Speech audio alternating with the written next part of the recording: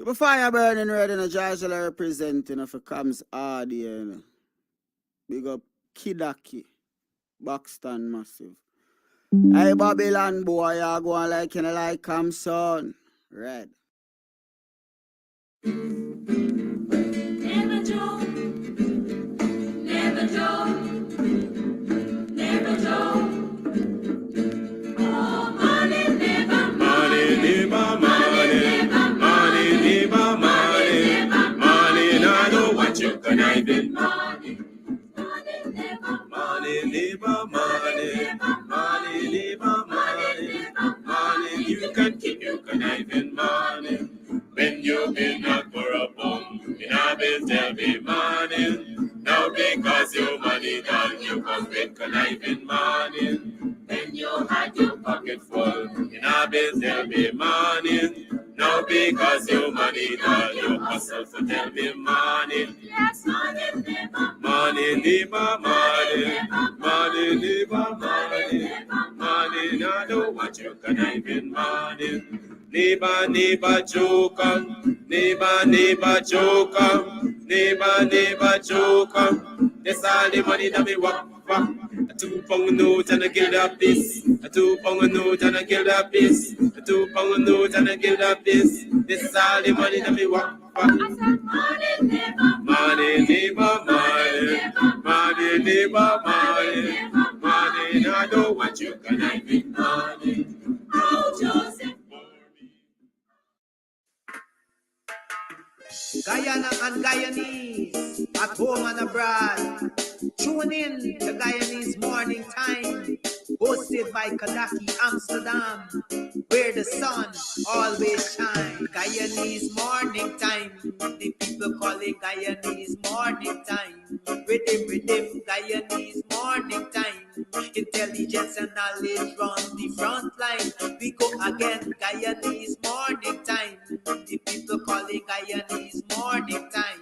Rhythm, Guyanese Morning Time. Intelligence and knowledge run the front line. We go again. We rise up early morning watching Comes TV, where wisdom and knowledge, yes, it is the key. Exposing corruption over land and sea, where the wicked politician they try to trick me. Guyana is a land for everybody. With 6 races should live in harmony. There's one set of people getting oil money. There's one set of people doing the thievery. Guyanese Morning Time. The people calling Guyanese Morning Time. Rhythm, Guyanese Morning Time. Intelligence and knowledge run the front line. We go again, Guyanese Morning Time. The people calling Guyanese Morning Time. Rhythm, Guyanese Morning Time. Intelligence and knowledge run the front line. We go again. This is a program that you all can see, sharing your views and your integrity. Like it, comment and share it all around. Pass it to your neighbor, safe and sound. A sad situation going on in this town. The voice of the people is getting trampled down. Out of the mouths of babes and sucklings, which has ordained me to sing. I sing Guyanese Morning Time. The people calling Guyanese Morning Time. Rhythm, Guyanese Morning Time. Intelligence and knowledge run the front line. We go again, Guyanese Morning Time. The people calling Guyanese Morning Time. Rhythm, Guyanese Morning Time. Intelligence and knowledge run the front line. We go again, fooling the people. You're promoting evil. Stop lying to the people. You are a part of the cycle. Stop fooling people. You're promoting evil. Stop lying to the people. You are a part of the cycle. I say Guyanese Morning Time. The people calling Guyanese Morning Time. Rhythm, Guyanese Morning Time. Intelligence and knowledge run the front line. We go again, Guyanese morning time. The people calling Guyanese morning time. Rhythm, Guyanese morning time.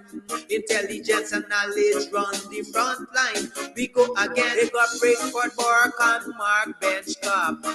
David Hines and Kadaki Amsterdam. Sherrod Duncan, Nigel London. Normal Brown and Gavin Matthews. Big up Paslow, Poor People Governor. Simona Brooms, Robin Simpson. Hampton Green and Winston Jordan. And yes, we can go right on and on. Guyanese morning time. The people calling Guyanese morning time. Rhythm, Guyanese morning time. Intelligence and knowledge run the front line. We go again, Guyanese morning time. The people calling Guyanese morning time. Rhythm, Guyanese morning time. Intelligence and knowledge run the front line. We go again. The relatives and friends of young Quindon Bacchus, they deserve justice. The family, the relatives and friends of our in Boston, they deserve justice. The family, the relatives and friends of Peter Headley, they deserve justice. And so when we say that Guyana is an apartheid state, we have the evidence to show.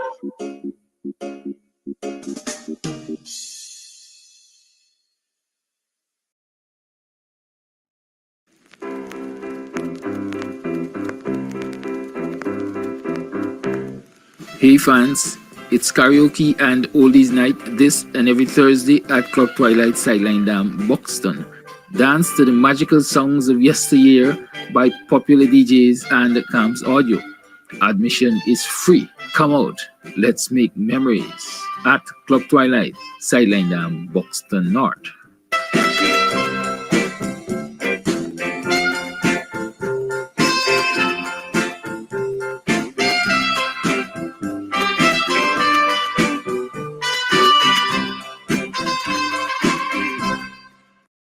Comes out your son. You burn the swine when I want you shine. The tree of life, them I want you climb, cause them art no kind.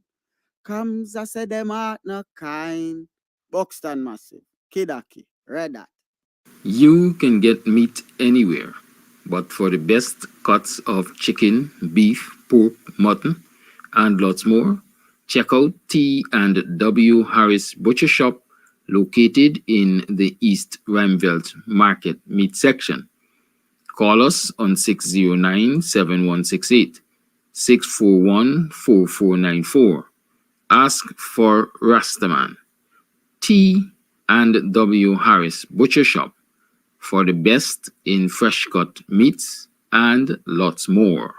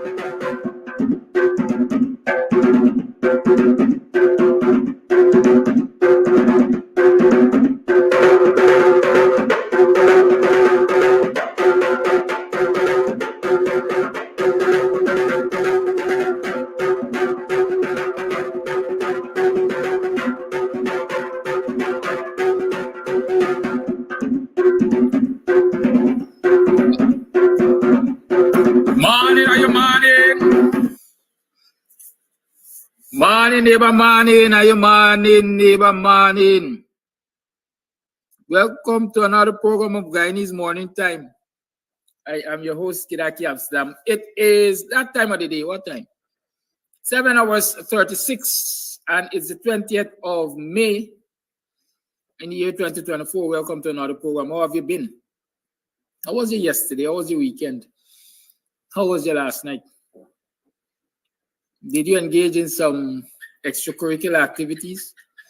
Did you engage in some entrepreneurial activities? Did you make some money? How comfortable are you today?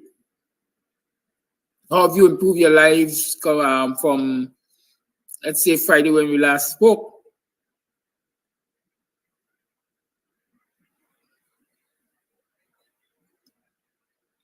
So today, Monday. Why did I pause? I noticed pause on this is saying why I made so much children. What people cheering got to do with you, Paul? What people's children have to do with you? I went out this morning to collect one of my tents. And I still have to go back to collect a couple of the tents and some chairs and tables. And I'm saying this morning, we discussed them African men for getting 3 and 4 and 12 and 40 children and so. But if I'd followed the pattern and I'd gotten more than 2 children, maybe I would have been able to relax and plan this program and do this program. And my elder children would have gone to get the tent and tables and chairs. Maybe they would have been running the business. But as it is, I have one adult child.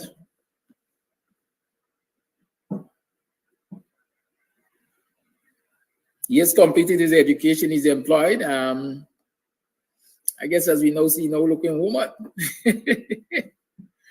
So I don't, I can call him at any time to do anything, to assist with anything. He's going to, as much as he can possibly do it, he will drop what he plans and he will come and get what I would like done. He's a great assistant, I can say that. But I being the person I am, and those who know me, I don't like molest people, you know. So I won't call my son to say, come and help me with, take down these chairs and tables and so on and so forth. I think. Especially if I know he's getting some much needed me time. Right? So I'm saying this morning, why you laps? You should have got another child coming 2 or 3 years behind this one. Right? So that this one now must reach that age where he basically has to start doing his own thing and he's doing his own thing and so on. You get another one to fall in there. And you're supposed to do the same thing with the one. The second one, you're supposed to get one coming another 2, 3 years behind it. So you have a constant supply of labor. Not me. My children were born 10 years apart. 10 years apart. Good, so you can imagine what I'm dealing with. Right? So this one, Paul, or whoever your name is, asking people why so many children. In the days of old, and I want to believe, I don't know it to be a fact because I haven't researched it. In the days of old, on the motherland, and even right here because some cultural practices naturally came, people made a lot of children. You ever hear old people say, children is riches? Have you ever tried to analyze why children is considered riches? Why children are considered riches? Or why they were considered riches? I don't know if they still are considered riches. Huh? Societies like Mother Africa and so on were built on farming. Farming was a major economic activity. And so the amount of land you can take up and develop had a lot to do with the availability of manpower. And so if you got 2 children, naturally, you can't take up and develop a lot of land. Even if you were willing to, you would have to be paying a whole lot of money for manpower. And so a lot of our folks, they had plenty of children. And right now, if those of you look at these African movies and so on, would see that families live in compound. It's only mostly in these parts we talk about a little house lot and so on. Probably live in compound, they live in plantations. A big compound, everybody, all my children, my wives, and so on, everybody live in the compound and everybody getting along. And everybody is expected to put their shoulders to the wheel to ensure that we get high levels of production, because when we get high levels of production, it means we have enough to feed ourselves and enough to market. And so children are riches. The more children you get, the more labor you get to till the land and plow the farm, etc., etc. So higher your rate of productivity, richer you can become. People will tell me that is medieval society, this is old-time society, right? But this is where the wisdom was. Children are riches. Nowadays, people see a lot of children as a curse, or a lot of children as poverty. If a lot of children are considered poverty, it is because of how societies are planned. It's not because children are curses or children bring poverty. It is because of how society is planned. Check. Let's go back to the days of old. In the old Guyana, my mother, for example, had 11 children. 11 picnics she get. I'm the last of 11, right?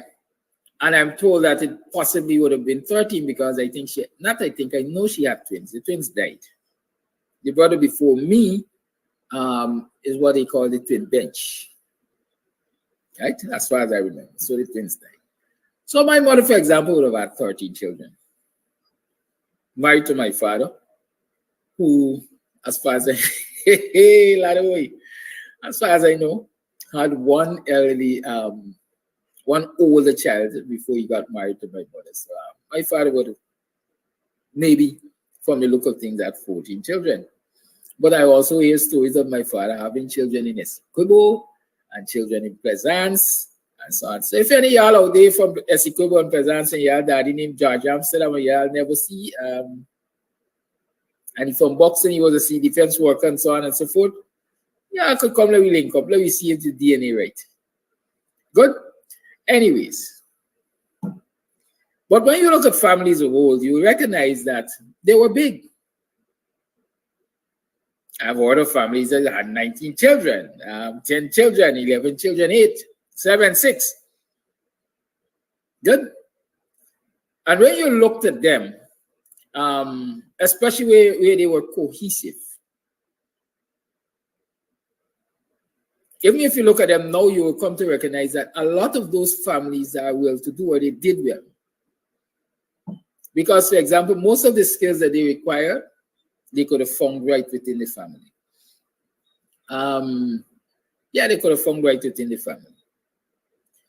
For me, maybe I am the academic, bookworm kind of person for my siblings. But I have brothers who are masons, carpenters, joiner, painter, tiler, right? So, when you're looking for certain skill, my sister, I have a sister, Maureen, who used to throw coconut bags and truck. Because she was a trader. She used to buy and sell coconuts from Buxton to Stabrook, to Bora, and so on. Good? So we had a diversity of skills in our family. And when you look around, if I were to look to the offspring, I have welder, I have construction work again, IT specialists.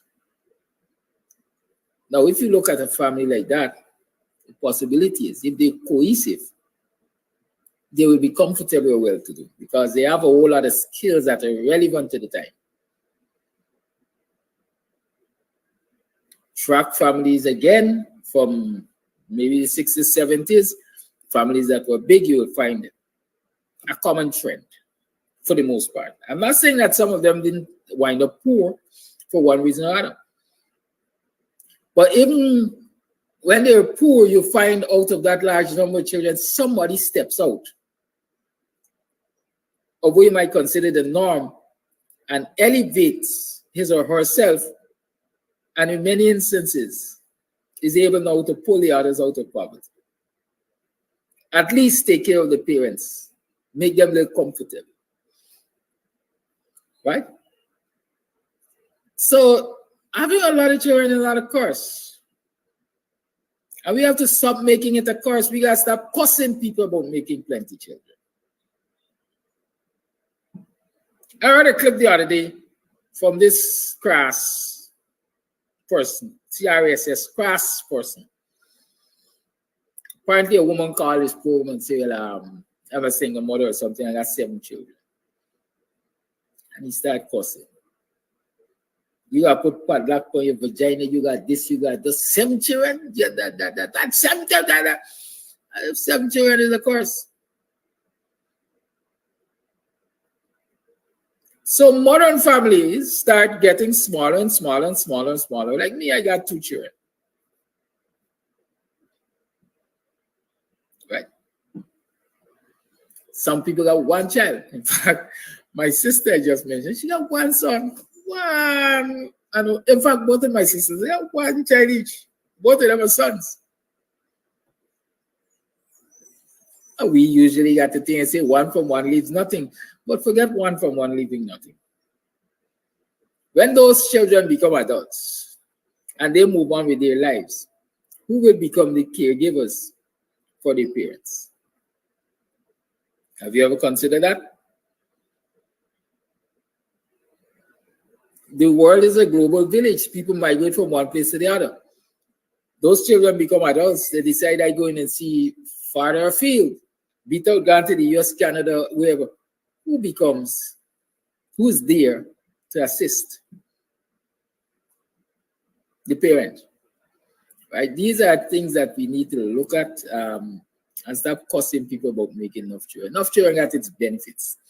And there are more benefits, more advantages with having a lot of children than there are disadvantages. Having a lot of children, especially if they're properly spaced, give parents, especially in these economic times, the leverage of having an adult child take care of minors while parents go to work.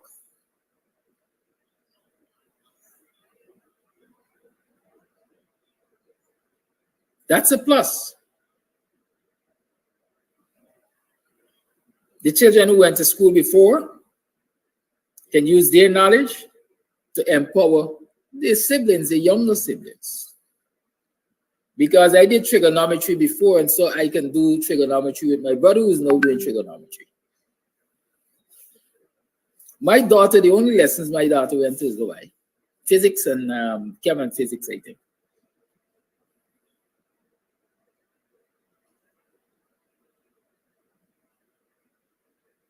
Her brother was her maths teacher for lessons for CXC.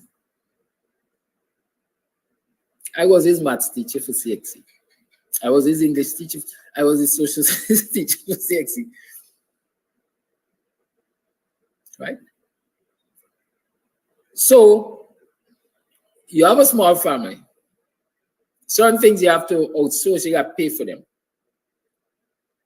Imagine I would have had to pay for lessons to my children, or my son to start with, if I didn't have certain skill set. Or if my son didn't get certain skill set, then he couldn't assist his sister in preparation for examinations. Right? Think on that. No course in having a lot of children. When there's poverty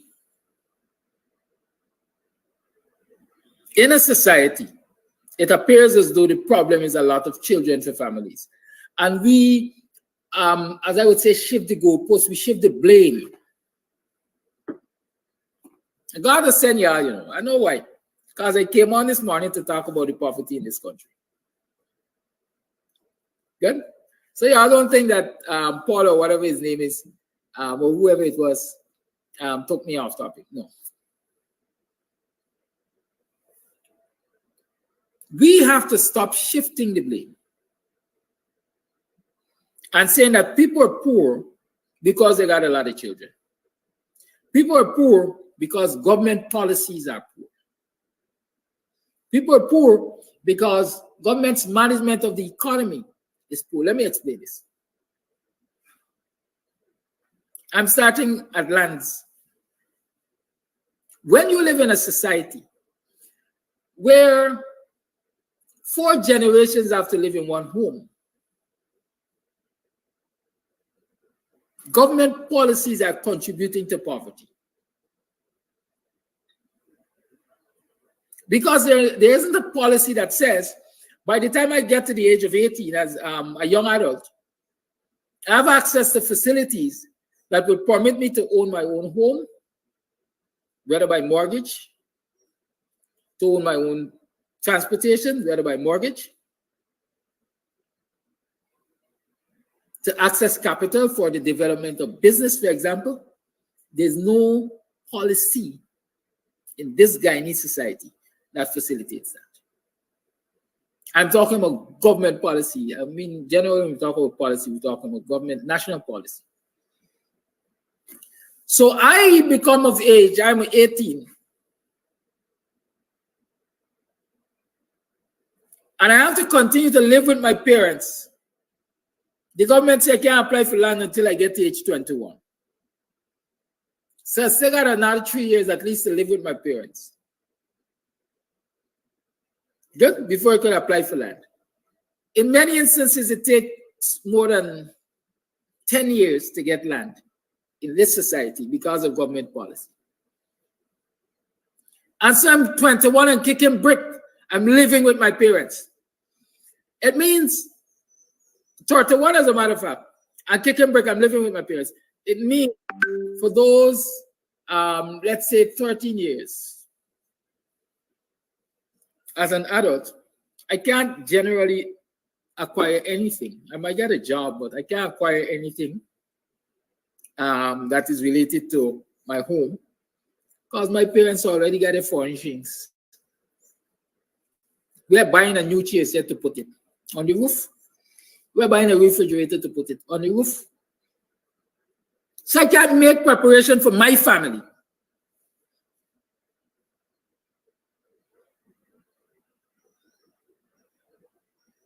And so I'm going to get a girl, and she come and we get a visiting relationship perhaps. Because she in the same situation. She ain't got no scope to do anything in her family. And children start coming. Naturally, they just end up with the father. Mother moving with the father, so we have about 10 generations living in one home, and conflict develops and all of that. But you check in other societies. The American society, for example, I marvel at it. You got 15-year-olds and maybe 10-year and 12-year-olds that are business owners, that are already on the path of financial success because there are policies to facilitate that. There are policies to facilitate that. And so there are also policies to facilitate the maintenance of your children to a large extent. So if you got 10 picnic, it really ain't necessarily going to keep you in poverty because there's a social security system or whatever they call it. The more children you make in the US, according to my understanding, y'all could correct me if I'm wrong, the better it is for you. You get more tax breaks and so on. In Guyana, you get nothing. There was a time, and sometimes you have to go back to come forward. There was a time I know in Guyana where Forbes Warner was experimenting. I don't know what they used to call it, if it was social security number one. But I know that you had a particular number. And that number took into consideration the number of children you have, whether or not you were taking care of the elder family members, who were your dependents, and so on. And that determined how your taxes were calculated. And so if you had 10 children, you would have paid less tax than a man who got one child. If you were taking care of a mother, a grandmother, a grandfather, and so on, your taxes were calculated based on that, so you paid less taxes. And so a lot of people, and you see, sometimes when you reflect on these things, you say, sometimes some people think. And I'm going to a place where you would recognize where I'm going. A lot of people were keen or comfortable enough to take care not only of their children, but their elders. Because they were being quote-unquote rewarded for taking care of those elders by this tax relief that they were getting. I remember when people were computing their taxes back in the day, they had every time they carry niece, nephew, and all kinds of things they used to put on that tax return as dependents. So they got to keep more of their money. But now when that policy is out the door, because as far as I know right now, everybody pays the same rate of taxes, regardless of how many children you have or not, regardless of how many dependents you have or not. Y'all could correct me if I'm wrong. I'm sure Winston Jordan should be listening. So Winston, you could drop me whether WhatsApp or you want to give me a call or something. Tell me if I'm wrong. And for the fact that that policy is no more, and for the fact that current policies do not take that into consideration, we have more street dwellers. We have more street dwellers. People are putting their elders out of the home more. And so when we look at our society, we see a whole set of elders are on the street sleeping on pavement dwellers. And we're inquiring with the government why y'all don't get these people off the street and put them in night shelters and so on and so forth. It couldn't be that it just happened. It happened because of government policies or an absence of appropriate policies to take care of problems like these. You must have had to be a visionary to recognize that if I don't have certain policies in place, I am going to be faced with this problem down the line. And so when a mother has 7 children, and she's being paid $98,000 a month, and the father self is being paid $98,000 a month, I'm talking teachers here, or public servants in general. And I'm stretching that number to 7, but even if you got 2 children, or even a child is a stretch. And there are no policies to assist that parent economically and otherwise to take care of that child or children, 7 children. What happens?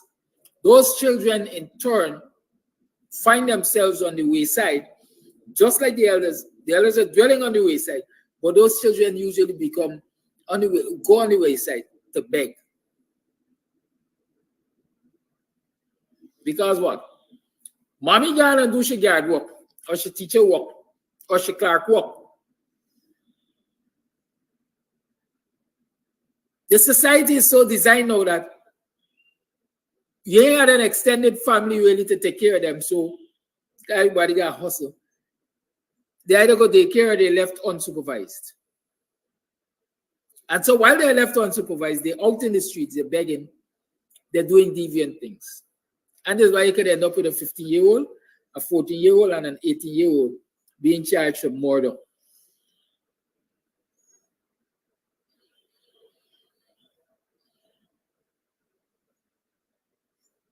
Poverty in a society is not because people are lazy. It's not because everybody makes bad choices. It is because government policies are not in place to help people to manage certain situations. So don't cost a mother for having 7 children. Don't cost a mother for having 10 children. Cost the government for not having appropriate policies in place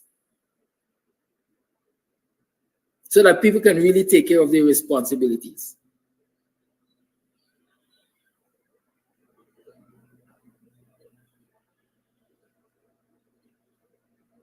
A lot of people find themselves in difficult circumstances. Let me give you another social impact of 7 children and how people end up with 7 and 8 children and so on, and they're in poverty.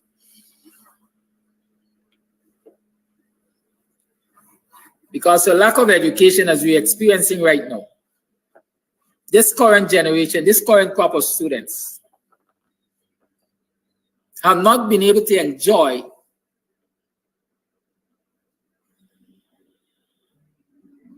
the exposure that they should have been enjoying at the level at which they are at currently. Right? They have not been able to enjoy the level of exposure in terms of education and learning at school that they should have been exposed to at this level. More than half the number of weeks they've been deprived of because teachers are on strike. Teachers were forced to go on strike because government policy says we will not pay you adequately. We will not negotiate with you in good faith.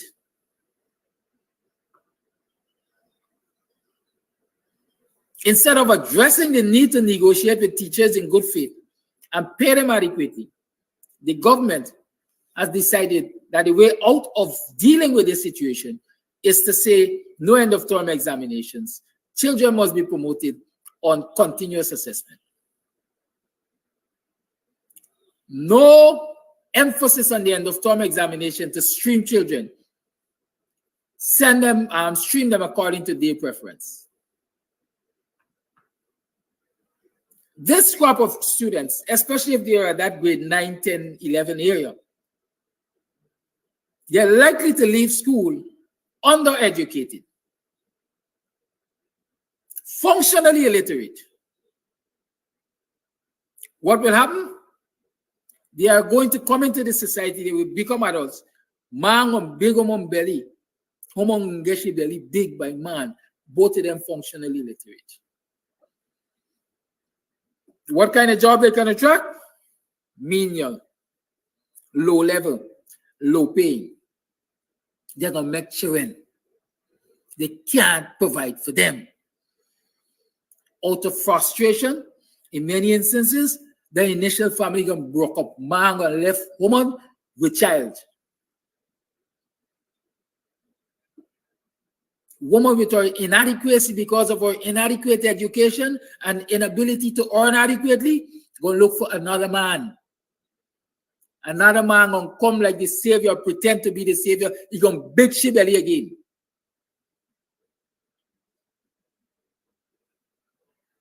Same matter. Can't provide adequately because now it is seen as though you can provide for one man that left child plus his child. Cotton run. Sugar got for buy, milk got for buy. Now it's for 2 months or 3 months. Another man gonna come.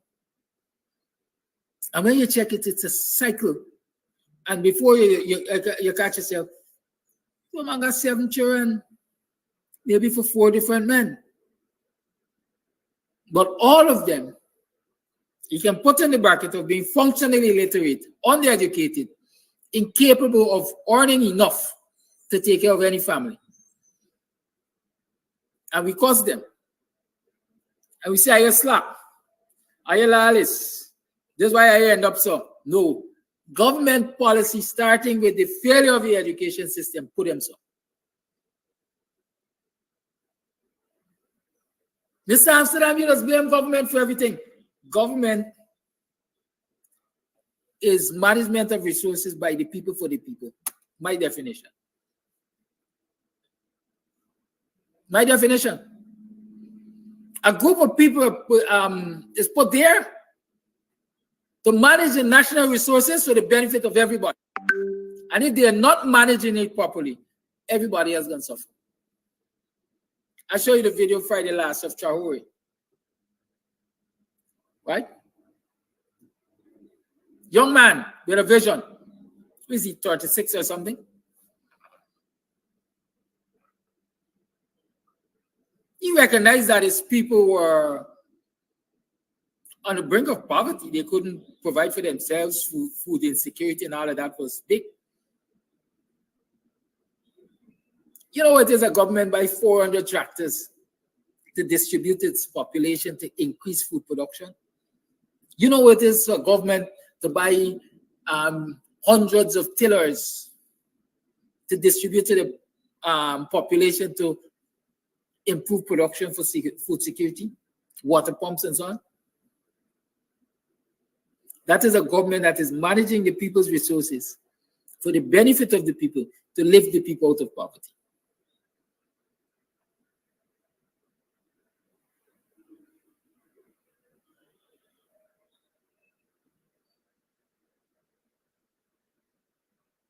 I think it's, you like to talk about, is it Switzerland? It's Norway.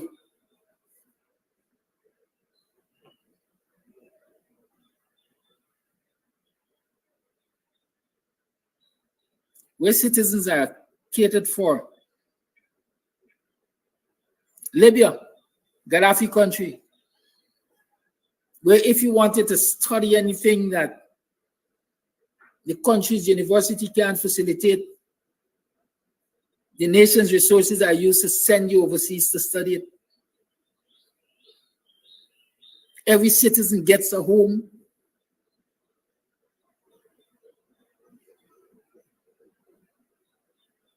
Health care is top of the line, taken care of by government. Check the quality of life. I mean, I don't know what it is now, but prior to Gaddafi's destruction,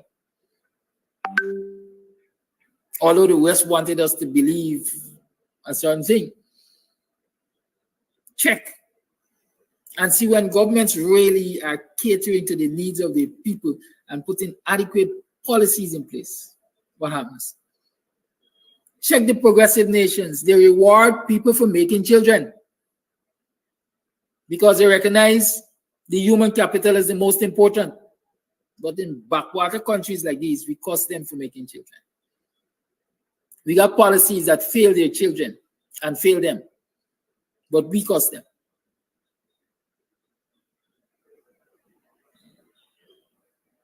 I've noticed over the weekend the deaths of a couple of young people. I was told this morning of a young woman apparently lighting herself a fire. A young pregnant woman lighting herself a fire. Has anybody stopped to ask themselves, why would she do that?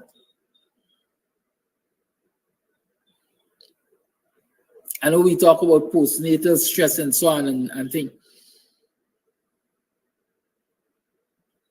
Why would a pregnant woman just light herself a fire? Why would a young man full of life just decide to commit suicide?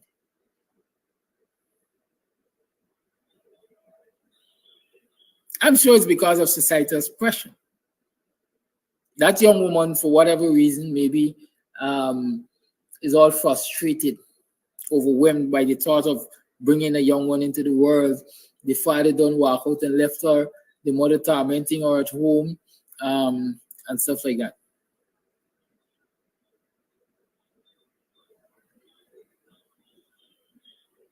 You don't see it every day on the news of parents abandoning their children because they can't provide for them. I told you of a video I saw where a parent said it's easier to eat on the road than cook at home because of the level of income.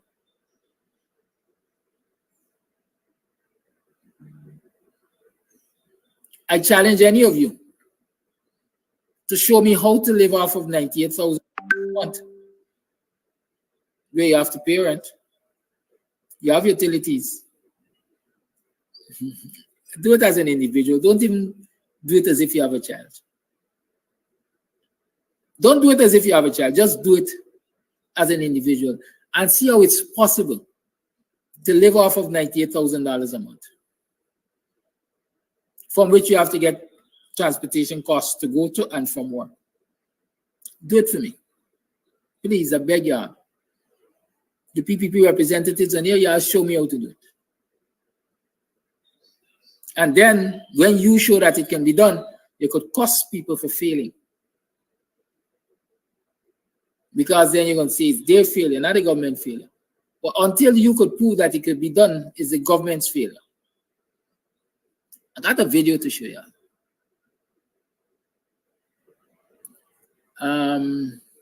Yeah, I want to show you all this one.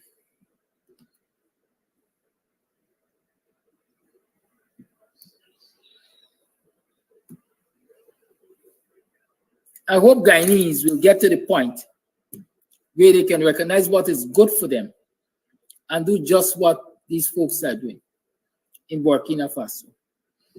Leaders from the West who wish to remove Ibrahim Traoré from power are stunned by the current state of affairs in Burkina Faso.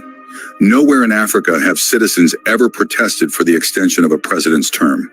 Yet in Burkina Faso, thousands of people are taking to the streets to demand that Ibrahim Traoré's transition period be extended.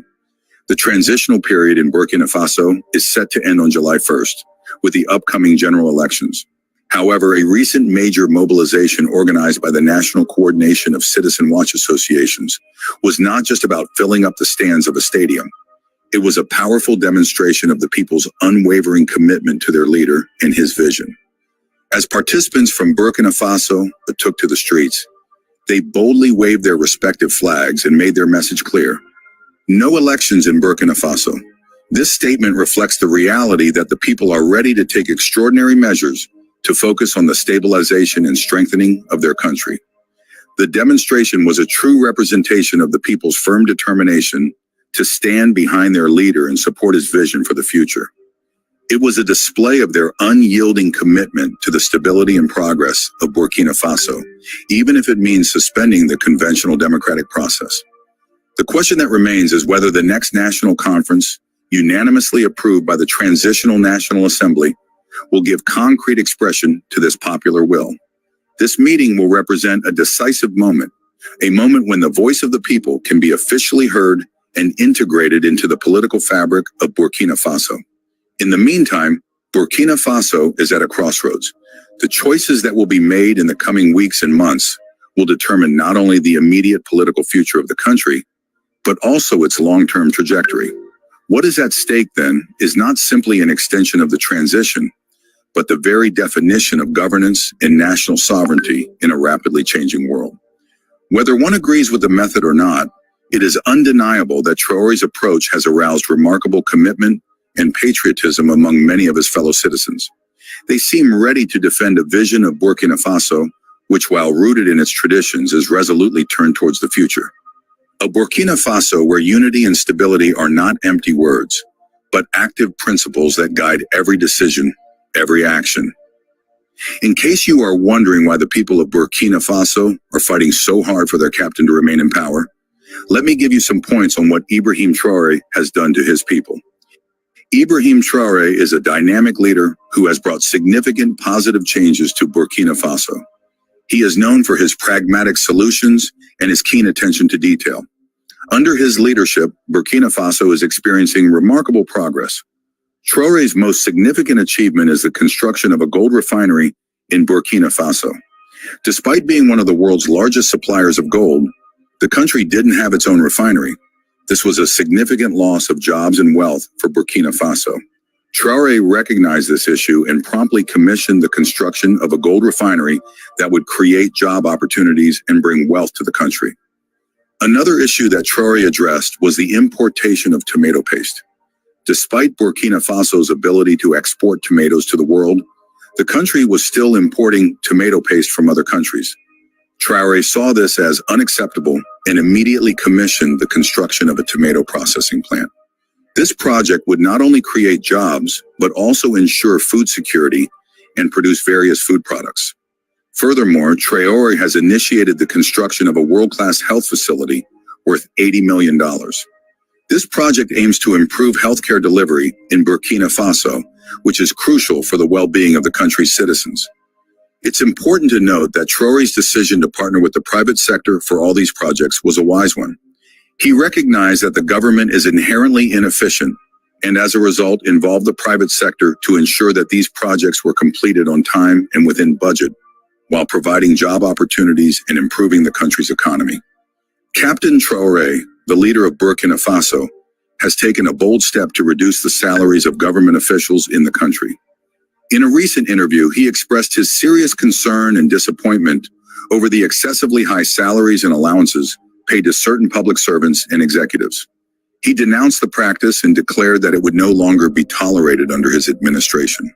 Captain Traore emphasized that it is unjust for a few individuals to earn millions of CFA franc as salaries every month, while many others in the society struggle to afford even the basic necessities of life, such as food and clean drinking water.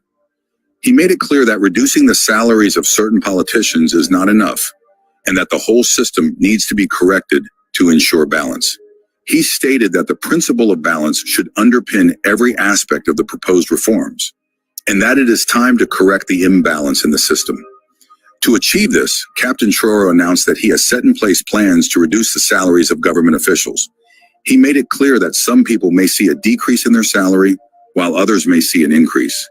But they should accept it in good faith because it is for the greater good and it will create a balance. He urged everyone to contribute to the growth of the country, even if it means accepting a reduction in salary.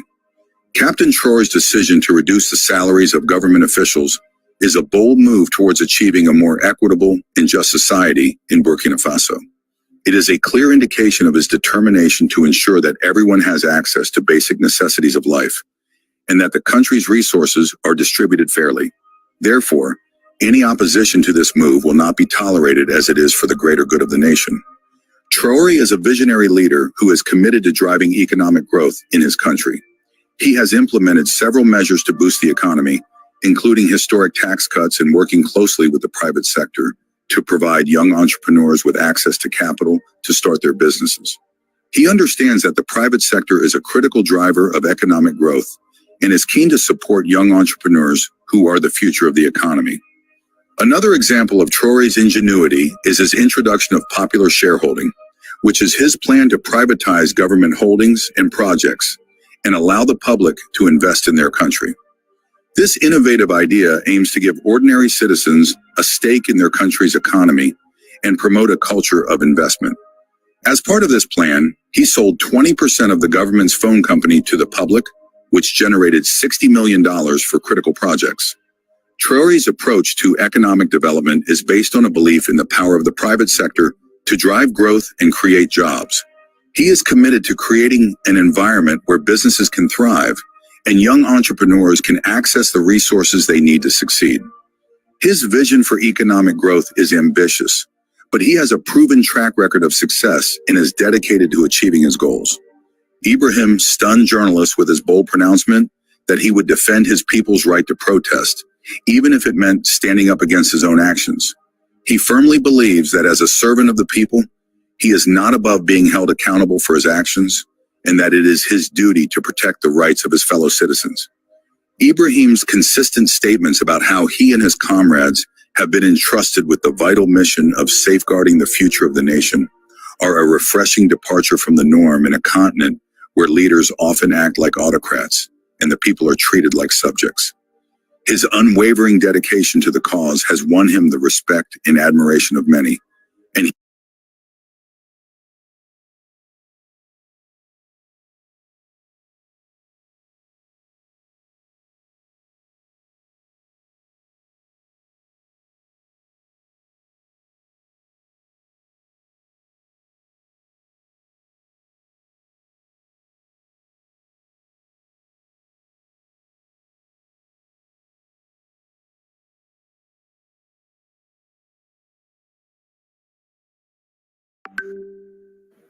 Thank you. Sorry, I got it. Thank you. Right.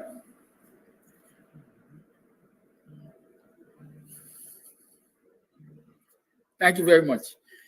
Yes, I was saying, I can't play the entire video right now because we pressed the time, but you can find it on YouTube. Go and listen. But I want you to take those little gems in it. In quick time, this young leader has made efforts to fix what is seen as a problem in its society. 400 tractors, plus this, plus that, plus the other, plus the next.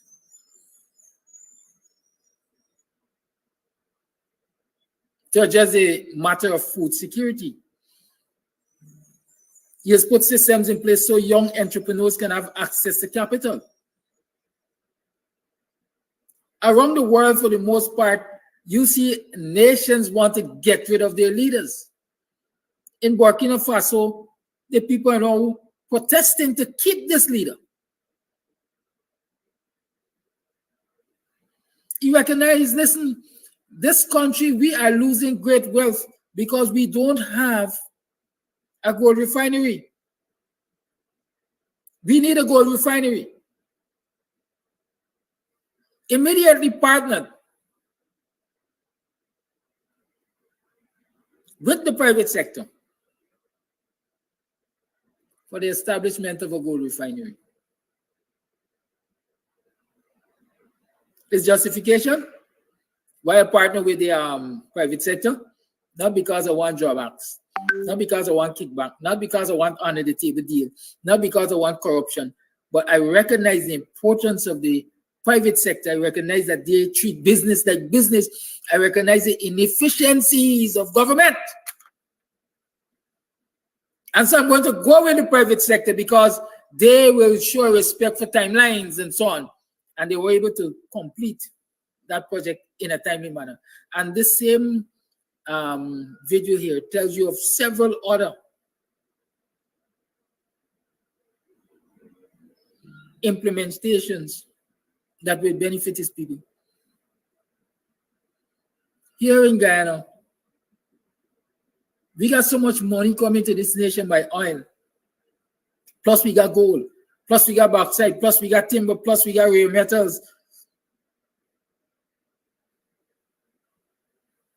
Plus we got rainforest, carbon credits.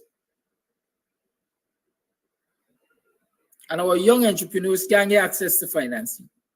Our young people can get access to technical training that can be used in this oil economy to benefit from the very oil industry.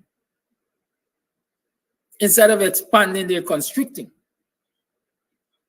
Instead of facilitating growth, they're destroying.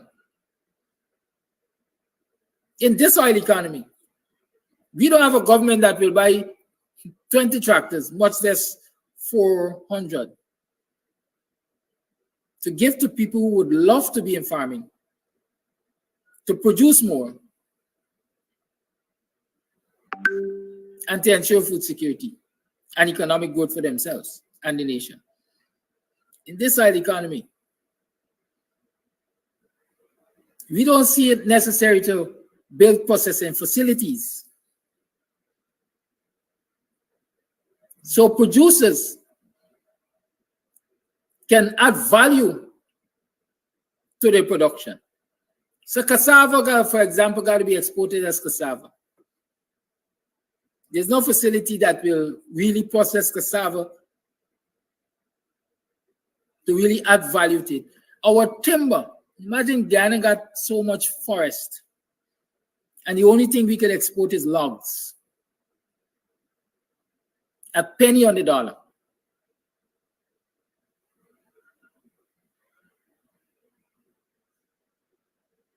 Can't we, in this Iowa, use our resources to establish things that will benefit us and policies that will eliminate poverty? The only thing we could use our land resources, for example, to do is build hotels and specialty hospitals and casinos, gamble houses, and whore houses.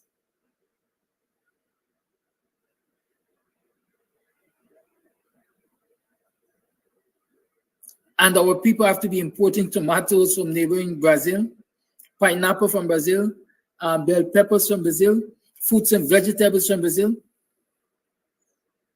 And we have vast amount of lands and waterways.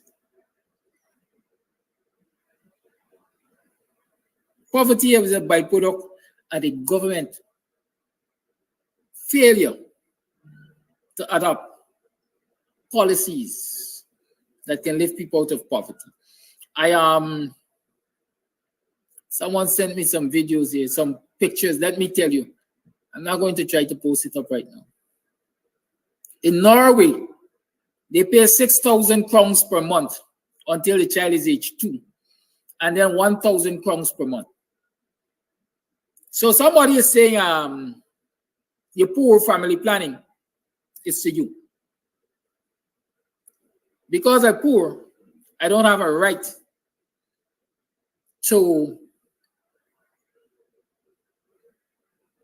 what's the word I'm looking for?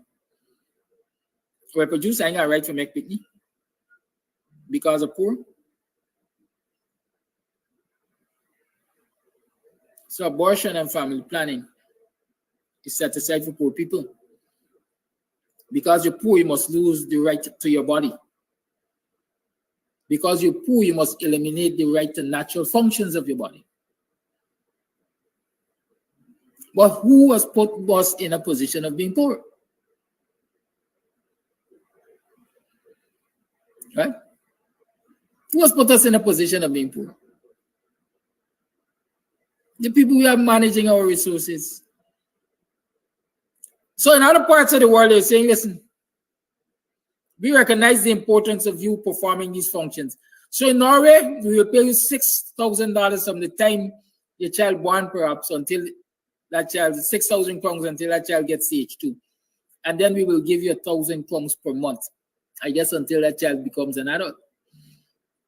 In Finland, they pay 10,000 euros over a 10-year period for each baby born, plus other family benefits. In Singapore, they pay $6,000 for the first and second child, and an additional $12,000 for the third and fourth child. Right? In France, they pay a one-off payment for giving birth, plus 2 more parents after birth, 2 more payments after birth. So once you've given birth in France, they give you money, and then you get 2 other payments. In Sweden, you get 69 weeks of maternity leave at SEK 250 to SEK $1,116 per day.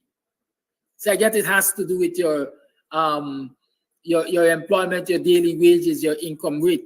You get between 250 SEK to 1,116 SEK per day in Sweden with 69 weeks of leave. In Guyana, what you get? 6 weeks of maternity leave, I think.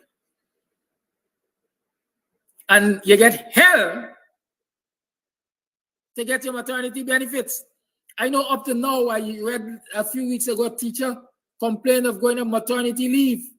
The Ministry of Education took her off of the payroll. And she has been back on the job for about 3 months now and still has not been replaced on the payroll. And you can blame the teacher for not being able to provide for herself and family. And you're going to say because she had no right making children because she poor. Government policy. In a society where when you start a job, and this is a Guyanese society I'm talking about, you're a young man, a young woman, you go and you seek employment with a public service, they employ you and they tell you that you got to eat the bread that the devil need for 3 months. Because they will not pay you a blind cent for 3 months if you're lucky. So you look for employment because you need an income.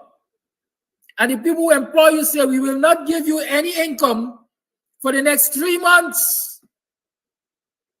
And in some instances, it goes on to 6 months. And when Tabitha Sarabo-Hali was Minister of Public Service, and we sat and we devised the way and we said, this nonsense must stop. And she wrote a policy on it. And people were coming into the public service and get paid from month 1. The PPP go and they go back to the same nonsense. And you're blaming people for being poor and cussing people because they're making children. then the problem really is with government policies. I'm telling you what countries pay their people for making children. In Bulgaria, 58.6 weeks of maternity leave at 90% of your pay. In the UK, you get 52 weeks of maternity leave. There's a whole year. Bulgaria is more than a year. In the UK, it's 52 weeks of maternity leave at 90% of your pay. In Canada, you get 50 weeks, almost a year, of maternity leave at 55% of your pay. And we like to talk about Canada, how progressive they are. We like to talk about the UK, right? A lot of people don't talk about Sweden and Bulgaria and those places. But Canada and the UK, for example, everybody wants to go to Canada and everybody wants to go to the UK because they're progressive, they're doing well. Look at policies that they got.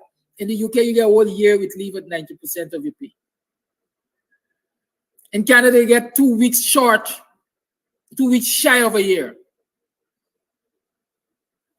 Right? In North Korea, they have called for women to have more children, saying it's their duty to prevent the country's birth rate from dropping. According to Wikipedia, North Korea has no birth control policies, and parents are encouraged to have up to 6 children. But in Guyana, we cussing with people for getting 7. Since I was a little boy, a grano, I hear in Guyana get 750,000 people. They're moving. 750,000 persons. Are we not encouraging people to make children? We don't have policies in place for people to make children. Why then do you think that we don't have enough human resource to really capitalize on this oil well that is here? Huh? And you're cussing the people? I gotta cuss the government and get rid of them. It's 27 minutes to the 9 o'clock hour. I can continue to talk on this particular issue forever and ever because it is dear to my heart. Voice note though. A very blessed good morning to you, Mr. Kadaki, and those who are in and out of the diaspora. God bless your program.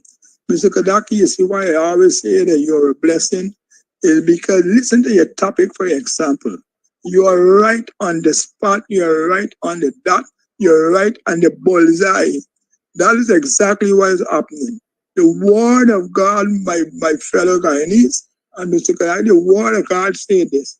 Children are a blessing from God. I repeat, children are a blessing from God. And they are a fruit of the womb. They are a fruit of the womb. Because that is where life is. Life comes from God. All life comes from God. He is the only giver of life. And children are a blessing of God. You see your topic, you hear your topic, and you're, as I said before, you're right there. It is a blessed topic. When children are not being trained up the right way, they didn't get the opportunity, that's how they can go astray. But not that they are a curse, or they are blight, or they're what people may turn to be negative. It's when they're being led astray by those who are supposed to be there to help guide them and train them up the right way. The government is supposed to be putting things in place to help families, to build nuclear families, to help that the family can stand, an extended family can develop, and a good family would give you a good community, would give you a good country. But when a government is fighting down, even the teacher is them who teaching the student, how would the training get for learn? When a government not put a thing in place to help parents, nuclear family, how would they get to develop? When a government is taking out to exploit, how to keep people in poverty and family to poverty, divide and rule, they're breaking up the wall. God's seen looking for those who could build back the walls of family, not break them down. This government, especially the PP government, is not putting things in place that can build family. Must build a nation. If a family is not being built, a nation can't build. If the school is not being built, the nation can't develop properly. And that's where the breaking down is coming from. Mr. Kadaki, what you say, even the French country, They help all their citizens. Just as America, all the world points help their citizens. And they help the parent, their family. The family agenda is very, very essential. And that's why even though they try to push the LGBTQ, or we call them, they try to push them into countries to help tear down countries, everybody want. But when you raise a family according to godly principle, in the righteousness of God's word, and that direction, that family will always bring a good community and a good country, and that country will be blessed. And that's where the problems are coming in from. Look, Guyana and France and Paris, and for example, they are mother country. France is the mother country. And look what they present to all of their citizens. The more children people get, the more rich they get, you know, because they get paid for all the children. Even when a woman barely big, before she get baby, over 900 something was the last money they were given. They not type baby father nothing, but they were given a type in 900 before they even bring forth. A lot every 7 something months they're given that, and they sell by baby thing. They can't make a father if you're rich, if you're rich. And that's how government put things in place to look after. When you get to work, you send in a start, and the government will repay you until you get a job. They repeat back to them, report back to them, and look, you're working and they cut it off. They help you on a monthly type in. This government and Guyanese talking a set of stupidness to women them who got this children and that children and that children. How you want the Guyanese nation to develop if the government help to build families?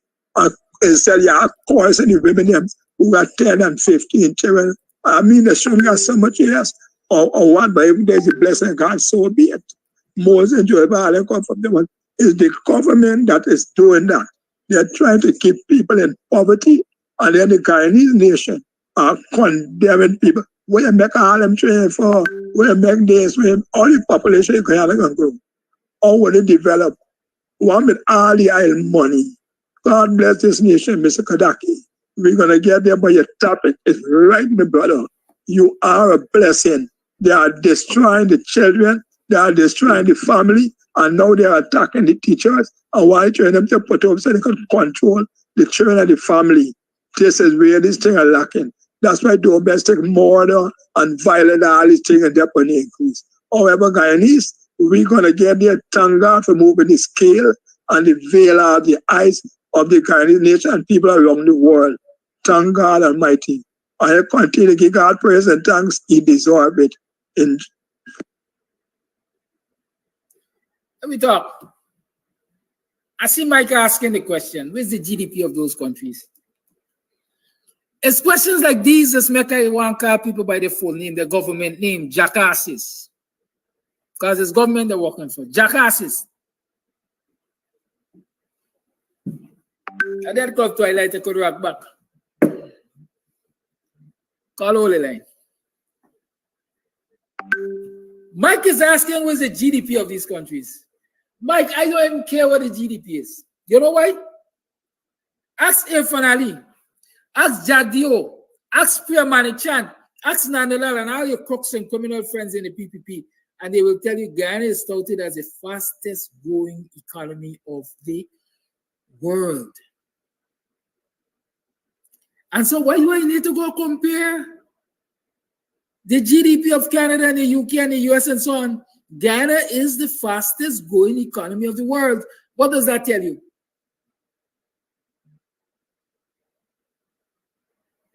Idiot, get your act together. Somebody, y'all pin the tail on the jackass to me. Call it live. Morning, Kadaki. The last thing was the establishment of the partnerships for me. One child and no child. So what do you mean? Here's a fella that's walking. Good morning. Hello. How are you? Morning, neighbor. Morning. Are you morning? Welcome to another program of Guyanese Morning Time. How are you doing? It's now 7 hours 32 on the 21st day of May in the year 2024. I am your host, Kiraki Amsterdam. Welcome to another program of Guyanese Morning Time. How you been? How was you yesterday? How you doing today? How was you last night? What happened for you that gave you hope? What happened for you that told you that you are on the right path to success? That you're going to break generational curses, that you're going to come out of this drudgery, I think they call it. You're going to come out of this cycle of poverty. Anything has happened that gave you hope that it is going to happen in your lifetime? You rested well last night. I hope you could rest. I hope some people can't sleep with themselves because them on the conscience of rat. Good. But all in all, I'm hoping that you would have had the best, and I'm wishing you the best. Yesterday, we started talking about this issue of poverty and who is responsible for poverty and so on and so forth. And I was talking about the consequences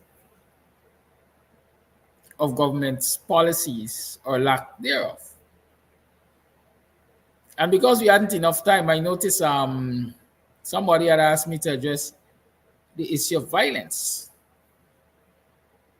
as related to poverty and government's failure of policies.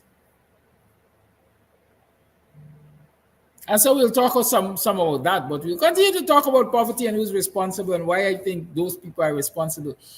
But there's no disconnect between poverty and violence, domestic violence especially. There's no disconnect. They are interrelated. There is a relationship between how people poor, how stressed out they are, how the mental is affected. Who is this now? Good morning. Hello? Hello? Good morning. Are you calling for the program? Yeah, it's good. Okay. Good morning. The calling time is usually about 8 o'clock, you know. All right.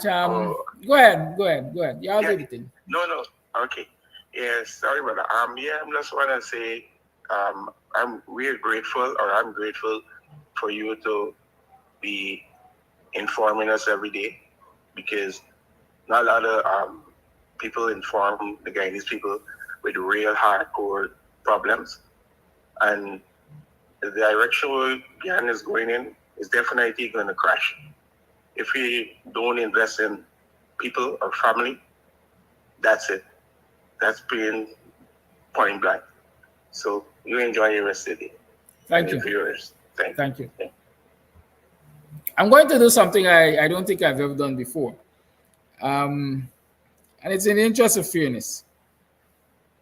Someone called not so long ago, and I told them to wait until the lines were really opened. And I want to be fair to that person. Good morning. Hello. Yes, Good morning. you can make your point. You called me a bit earlier, but I decided to. From what I'm going to say, it would be a bit long. First of all, today is a year since the dorms in Maja born. President Ali, instead of coming to Maja on the site to keep the service, is going to Mykobi because there is more PPP there, and in Maja is more APNU. Second, Mr. Kadoki, these people in Maja working 80,000, some getting 75,000, and while the minister money is 2 million, 3 million go up. Why they cannot drop this minister money and raise public servants money? Thirdly, Maja people is not getting a job nowhere. When they apply for a job, they cannot get the job because one is APNU and is black yours. Now, if you go at the comment match, you go at the hospital, you see more Amerindians. You go to the school, so you see more Amerindians. You go to the malaria place, it's more Amerindians. Now, the work fields assistance means go in the fields and take smear. Now, these girls have a strong primary education that apply for this job. This is black girls I'm speaking about. These girls could read and write fluent. When the year ends, they're taking these same girls to wrap up the work in these different villages, malaria work. I'm paying them at 75,000 for the 1 day or 2 days. Now, when these same girls, they said, oh, having vacancy, apply for the job. You know what they're saying? No, they can't give them the job because they don't have CXC. But Mr. Kadoki, you have CXC or not, you have to train. Give people a chance to see what people could do. Fourth, they have a community health worker where it's not for CXC. You know what, Mr. Kadoki? I think you should take a walk and imagine see what I'm telling y'all. Share Amarin, 35 of them.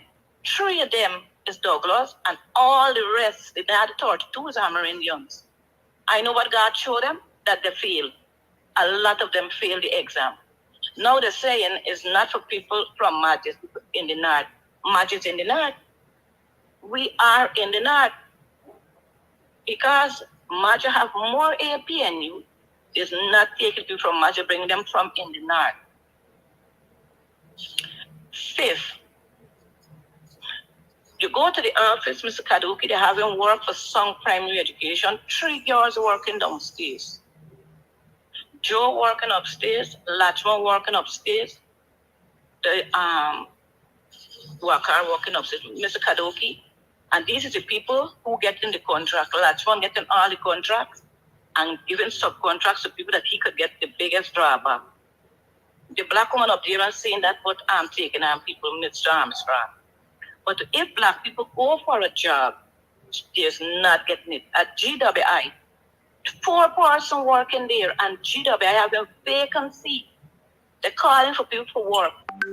But do you know the man we named Colin Grohl say the government don't have money to pay people, so they cannot take on people. They wanted a clerk upstairs. When people go in for get water for right down to wherever, nobody's working there.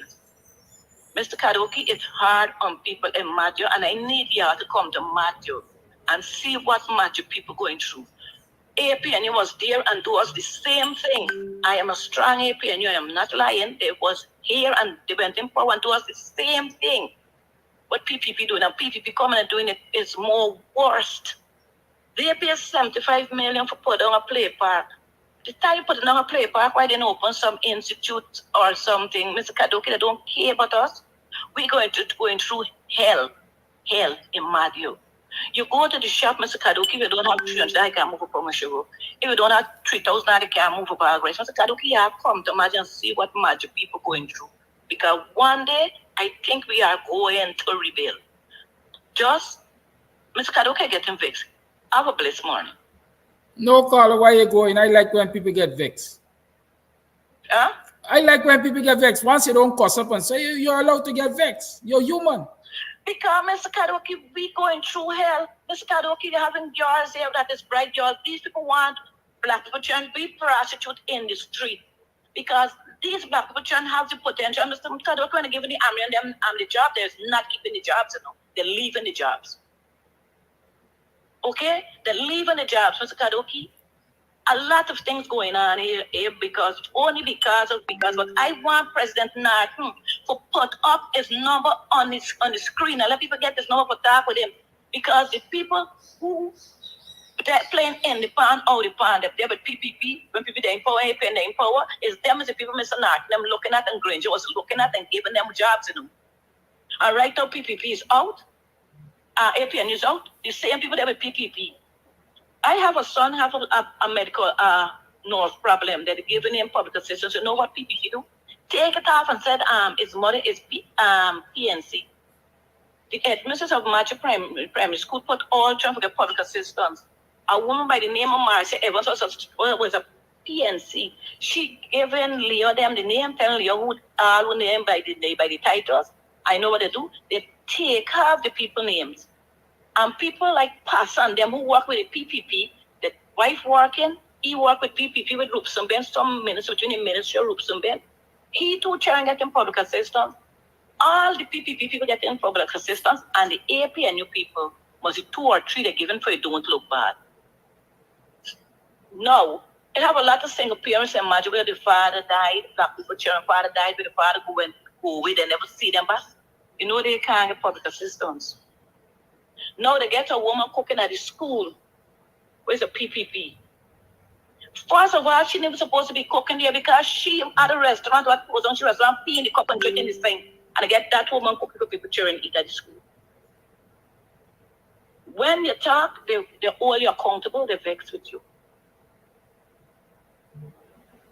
A lot of things is going on in Madhya that we need somebody from APNU for complaint, because we cannot complain to nobody.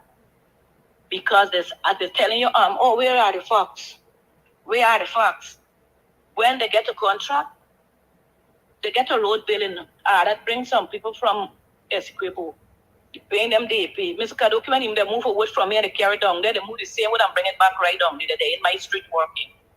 They move the wood, they carry there, they bring it back. It's over 9 months, this there like that. And the road, the street can't pitch. Like they hear the president comment out, the hustle for pitch the gutters. They hustle for do the gutters. The road can't do it. Now you know how much months they get it like that. It's undoing. So now we get 4 parts to do road, 4 parts could do road, an unexperienced person building road without stealing all these things. 4 parts could do road, Mr. Kaduki. And when you talk, he's saying, oh, it's going to get poor people. So why is it they can't take people from Match who work? Match people can't work because we are black people. And because we are not PPP, we cannot work. When Mr. Kaduki don't play for cause them, I never lie. I cause them every time I see them, I watch my samples. We going through hell in Match where jobs is concerned. And what I see, PPP want black people to be thief, devise them, and the girls must be whores in the street so that they could kill our children, lock them up, kick them up, and our dad must be whores in the streets, and they find the figure, she's a whore, she's a whore, she's a whore. That is what's going on in Madhya at this present moment. And we need people coming to Madhya, and if we know that APN you cannot help. We know they cannot help because there's nothing for work. But we want them to come to Madhya, we tell them and let them know what's going on. I see Chevron, they're going all over them and coming in why. But when it's election time, 2025, you see everybody in rush down in Madhya.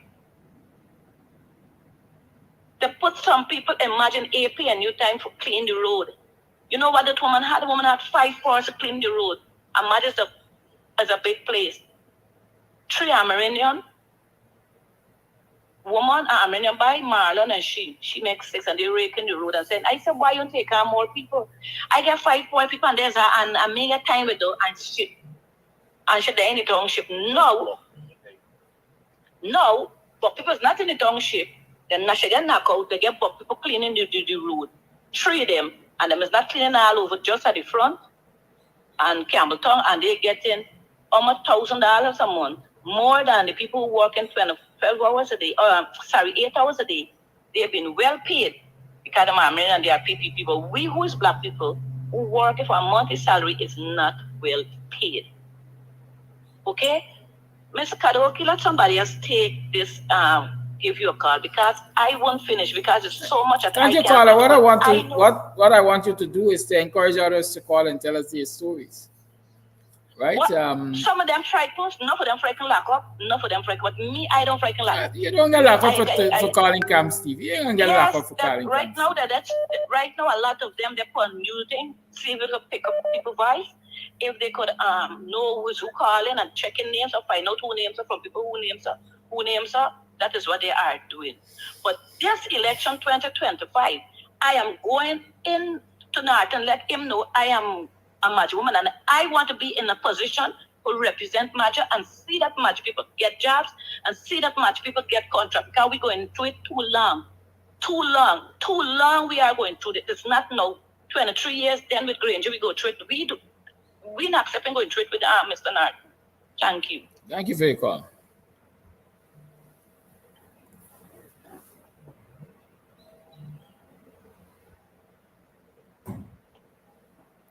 Call your life. Yes, good morning to you. Good morning, caller. Yes, sir. Good morning to you and all my black brothers and sisters. Well. Caller, God's garden, feel your pain. But you got to take my advice. If me can eat, nobody else can eat. Because Guyana belongs each and every one of us. And if I can't get a teaspoon in the oil for drink, nobody else cannot get a teaspoon oil for drink. We got to be radicate and stop calling and putting blame on our. I do hope Mr. Granger listening to people on this program. It's serious time, Mr. Granger, because when a black man tells Mr. Granger, put things in place before you left office, that each household get $5,000. Rambatan did not support it. Nagamutu did not support it. Because why? It's a black man give that knowledge and they refuse. That black sister, me love the word, remember, because black people still sleeping and constant banging, break down any door. That black sister, a young girl make a video for bodies. She said, oh my God, I wake up early and go and vote for David Granger. And she cannot believe David Granger did that. Give up office. When he was pronounced twice, he's the winner twice. And the last word, she said, oh my God, what will happen to Abby? David Granger, you see what happened to black people today? My God, and you keep him out, and you left Abby now for fetch. You boarding, Alman boarding, Nagamutu boarding. When Nagamutu go, we write books. They don't care. Come. And it's AFC put us in this nonsense today. With Charandas, yes. And black people only sit down, call it for Abby Nathan day and night. Abby Nathan day and night. Call for him the time. Because when that boy, you remind him, Charandas, remind him, but the Constitution, he said he cannot take the job. He said, Abanjat, take the job. That's why black man are punished today. And it's killing me, Flash Garden here.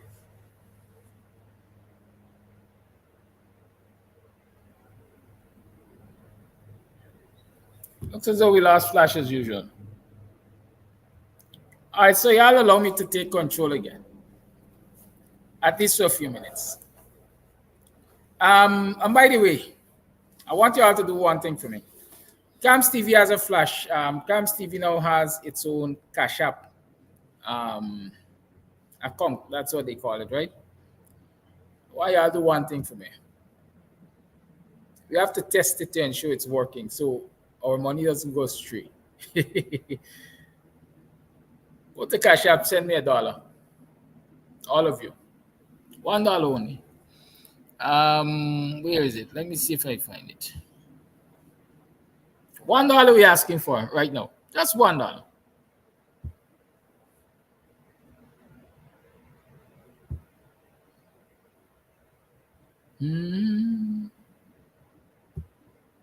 Yes, that's it.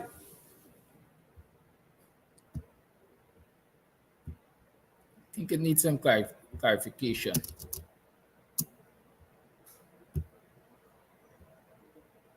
Let me see if that's it now.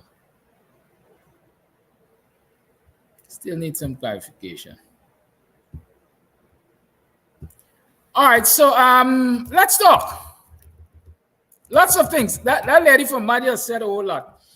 And I am happy that she has said so much because there's some things I'm going to address. I see this clown again, Ali, Darren Ali, or whatever he calls himself. He's on the program. See, he's asking us crap. We will respond to that. Right? Yes, that's the Cash App. $Cams TV. $Cams TV, right? And I'm monitoring it real time, so I will know if you send me $1 or not. Please do. I'm begging. I'm asking kindly. I tell you, I don't like beg people for nothing. Good. Let's go. Darren Ali says that the Granger government, did he say fire a whole set of Amerindians? I want to get it accurate. Just a few years ago, Granger took away the children's cash grant. And these people like Kidaki were cheering on. Hear him today.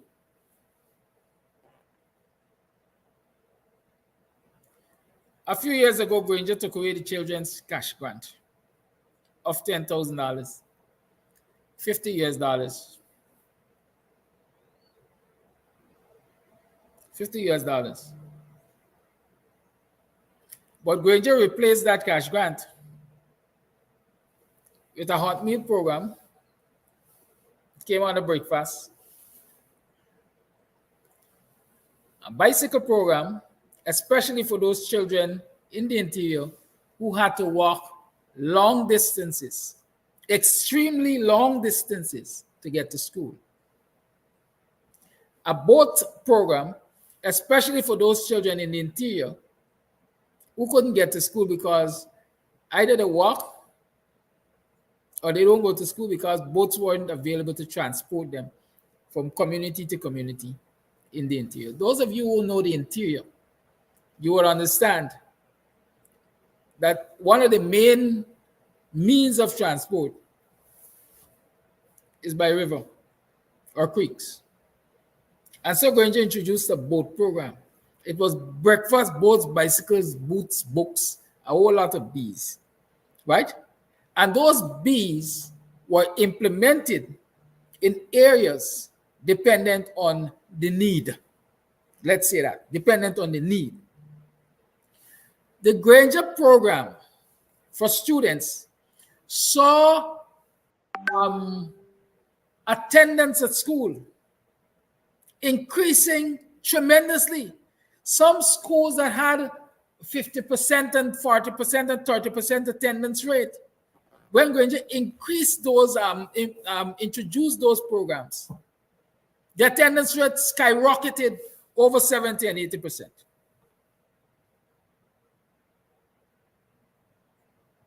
That's not a figment of my imagination.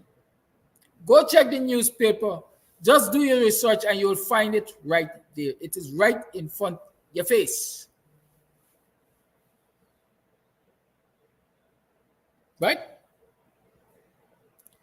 I spoke yesterday about government policies and empowerment. The policy of Granger, the Granger administration, to focus on the needs of our children, to ensure that they get an education, is a policy that can lift people out of poverty.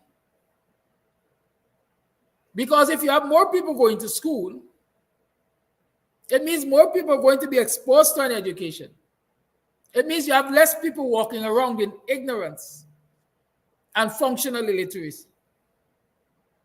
The Granger administration addressed the teachers' issue in terms of increased wages and salaries and better classrooms. And so you had a better delivery of a service to our children. You check the success rates for CXC, for example, because we like to use CXC as this standard. Check the success rate of our children at CXC during the Granger years. English language and mathematics, which were in the gutters, quite frankly, our children were failing. English language and mathematics. The pass rates increased, improved tremendously under the Granger government. The very schools we're talking about, the interior. Interior schools were, the Granger administration had started to pair interior schools, if that's the correct word, partner with interior schools and coastland schools. Go to NSER, there's supposed to be a smart classroom there that had interconnection to the interior. Go check it. That is empowering people. That is empowering people. I can't remember if I saw him mention this on the program, but I am sure maybe I saw it. But let me say this. Another argument the PPP and the stupid people like to make is that the community, what they call them, K workers or volunteers, something the PPP had in the interior regions, CSOs, I think, where they had these Amerindian folks collecting a stipend monthly for doing little or nothing. What they were doing. They just had them collecting a stipend. In most cases, they were doing PPP work. The Granger administration said, listen, we are going to stop this masquerade. We are going to empower you. And this is how we're going to empower you. We are bringing to the Amerindian communities skill training. Yeah, the young lady just said in Madhya, instead of them doing building a play park for how many $1 million, why didn't they bring an institute or something? The Granger administration had training programs in Amerindian communities teaching people things like information technology. The PPP's vision basically is them live a bush. What they want to do with computer and information technology, let them stay in the decadence. The Granger's approach was, this is a modern time. This is a global village. The thing of the day is information and communication technology. Teach our people it. Amerindians are not. I can tell you, because at the end of those training programs, you have people who establish chicken farms. You have people who, and let me deal with chicken farms, for example. If you're living in the interior and you want chicken to eat, it had to come from Georgetown. The cost skyrockets. So when you're paying $300 and $400 a pound of chicken on the coast here, by the time it gets to the interior, you might be paying $1,000 a pound. And so in order to aid the nutritional security, let me call it that, of the Amerindian communities, some programs were introduced. There's a Black Giant program, for example, where through the Guyana Livestock Development Authority, Black Giant chickens were given to interior regions for them to rear. A Black Giant, if you don't know, is a multi-purpose bird, a multi-purpose chicken, multi-purpose poultry. It gives you eggs, and the meat is also good.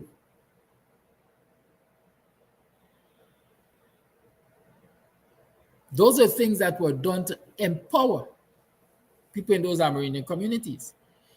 And you see, if you want to lift people out of poverty, there's an old saying, all of you know it, teach a man how to fish and not give him a fish. Because when you give him a fish, you keep him tied to you. He's always dependent on you. And you will give him just enough to ensure that he eats. And so he cannot elevate himself. And so he's eternally dependent on you. That is the PPP's attitude. That is why they have people doing, what they call it, 4-day work, for 40 hours a week, 10-day a month work for $40,000. Because like I explained previously, you will have them doing 10-day a month work for $40,000 a month. $40,000 a month can't do jack squat for anybody, especially it can't lift them out of poverty. And by the time you check it, those young men and women who were involved in that 10-day a month work, this is the 4th year of the PPP. Let's assume they started at year 1. Those people have been doing that work for 4 years. And so 4 years, 4 productive years of their lives have gone by. And they're not out of poverty because $40,000 a month can't lift you out of poverty. So the PPP has a policy to systematically keep people poor. Get them handouts in the communities, Amerindian communities, name them CSOs or whatever you name them, give them $40,000 a month. On the coastline communities, get them 10-day a month work. You call them K workers or whatever. Get them $40,000 a month. That doesn't lift anybody out of poverty. Government, the PPP's policy, let me be specific, is to keep people in poverty. And if you compare it to what the Granger government was doing, again, I'm saying that the Granger government proved superior in terms of policies to lift people out of poverty when compared to the PPP. They didn't get it all right. They might not have done it fast enough.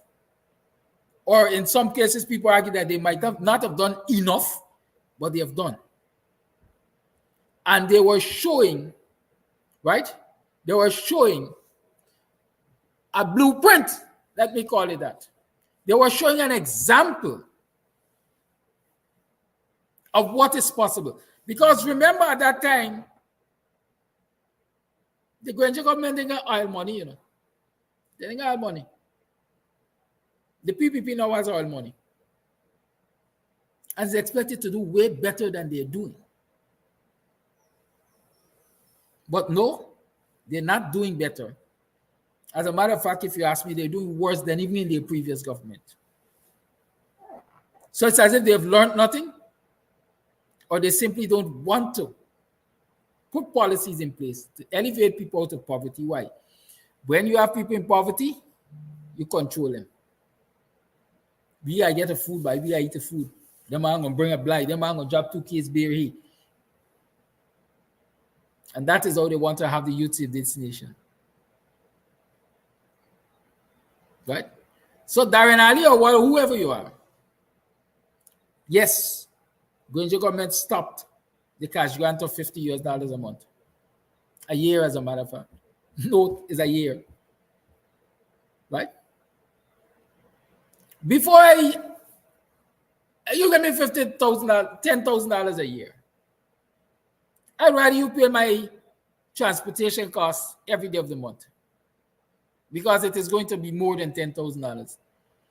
I would rather you give me a meal every day of the month, because it is going to be more than $10,000.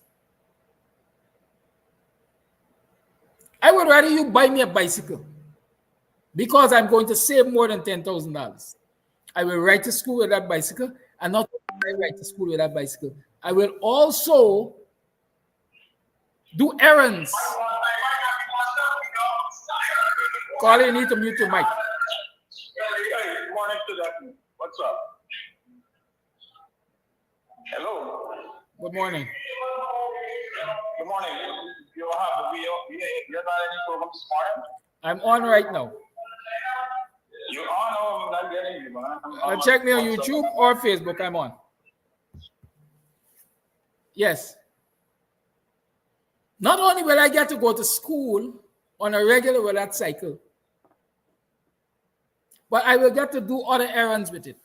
So when I have to jump in a bus from Buxton to BV, let's say, to go pay my mother's telephone bill, and it will cost me $200 to go and come, I can jump on my cycle and I can ride. It's also a form of exercise and recreation.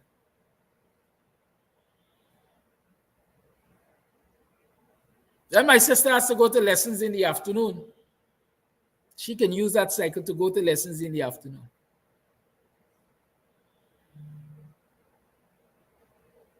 When we have to pay a taxi to pick up my little brother from nursery school, one of us can jump on that cycle and ride and pick up that little brother from nursery school. A bicycle adds so much value. It doesn't take away. But how do you split $10,000 to do all of those things? I want the PPP clowns to show me how you do it, because they seem to believe that it can be done. And many of you say, don't follow them up, don't answer them. But I'm saying to you again, I respond to them so that others can get the benefit of the reasoning. I don't care too much about them, you know. I'm not the one looking for crossover votes, you know. Because as some people say, hell will freeze over before some people even wake up and smell the coffee and say, well, the PPP is a screw up and we need to give somebody else an opportunity to fix the problems of this country. And like we found, a whole lot of these people who come here and talk crap in the morning on behalf of the PPP, they don't live in this country. According to somebody yesterday, they're in the US enjoying Section 8 or Section 28, whatever, food stamps and dole and so on. But they seem to believe, or they for whatever, wow, for whatever rewards they get. And I can tell you the rewards are usually big, way big, than even the public servants they get. And in certain circles, you hear certain stories, but some of them you just can't repeat because they will expose your sources. But I can tell you, a lot of their rewards are way big. Imagine a public servant works for $98,000 a month. And in one day, one handshake with some of these clowns, your government, your representatives of government, We'll take out $500,000 and give them. It's 5 months of your work. And that's why they sit there and they talk crap.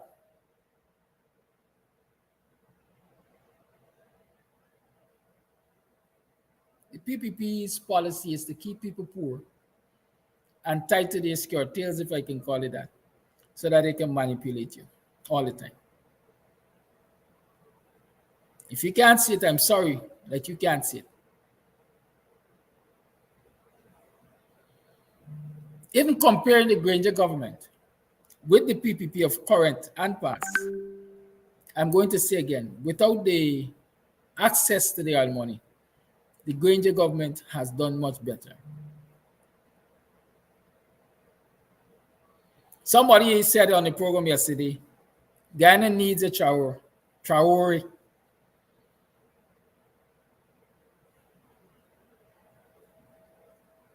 But we can't get one. I am saying to you that there are many.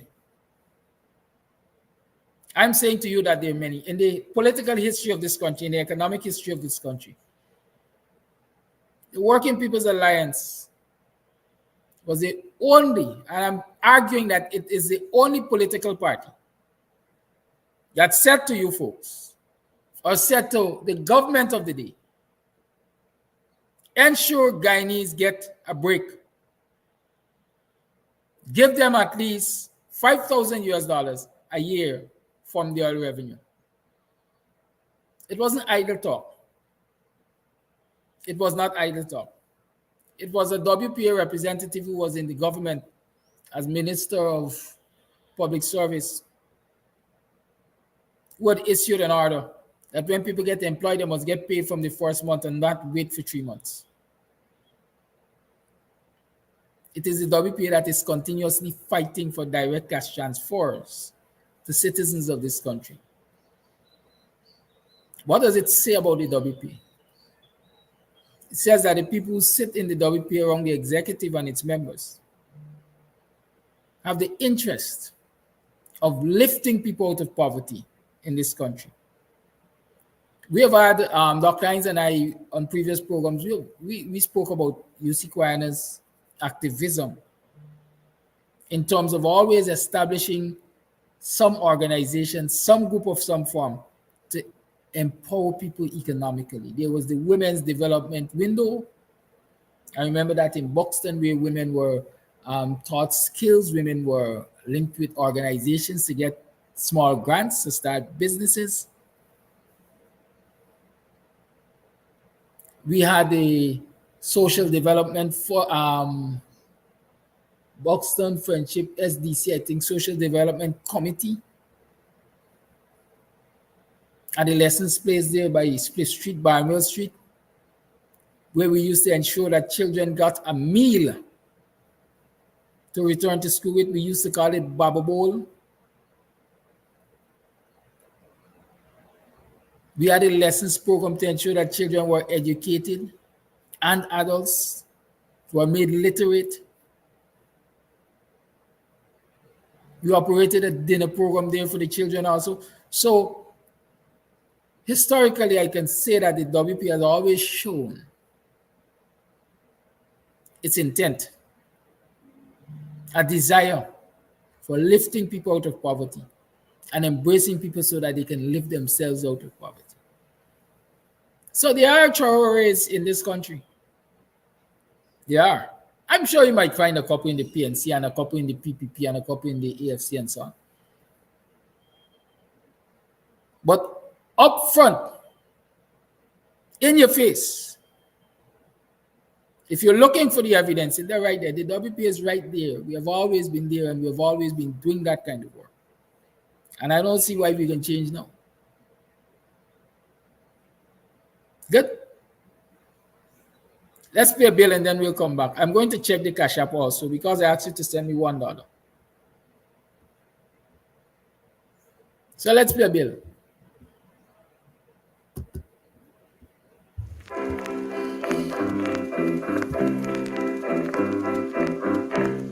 Hey fans, it's karaoke and oldies night this and every Thursday at Clock Twilight Sideline Dam, Buxton. Dance to the magical songs of yesteryear by popular DJs and Camps Audio. Admission is free. Come out. Let's make memories at Club Twilight, Sideline Dam, Buxton North.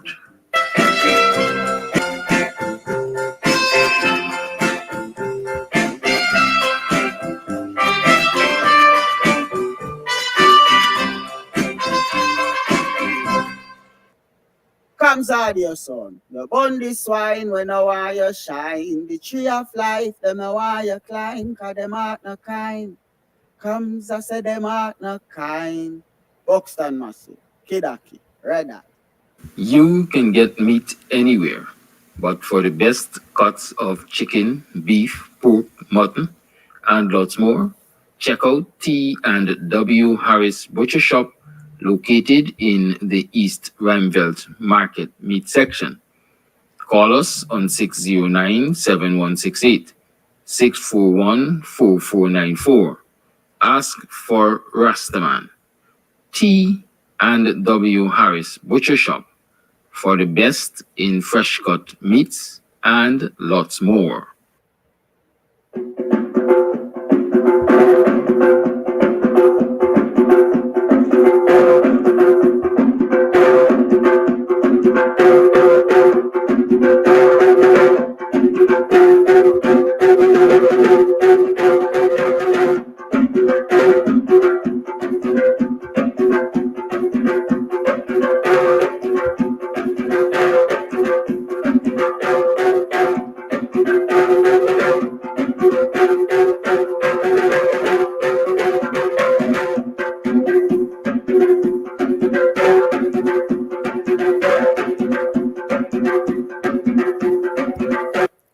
Yes,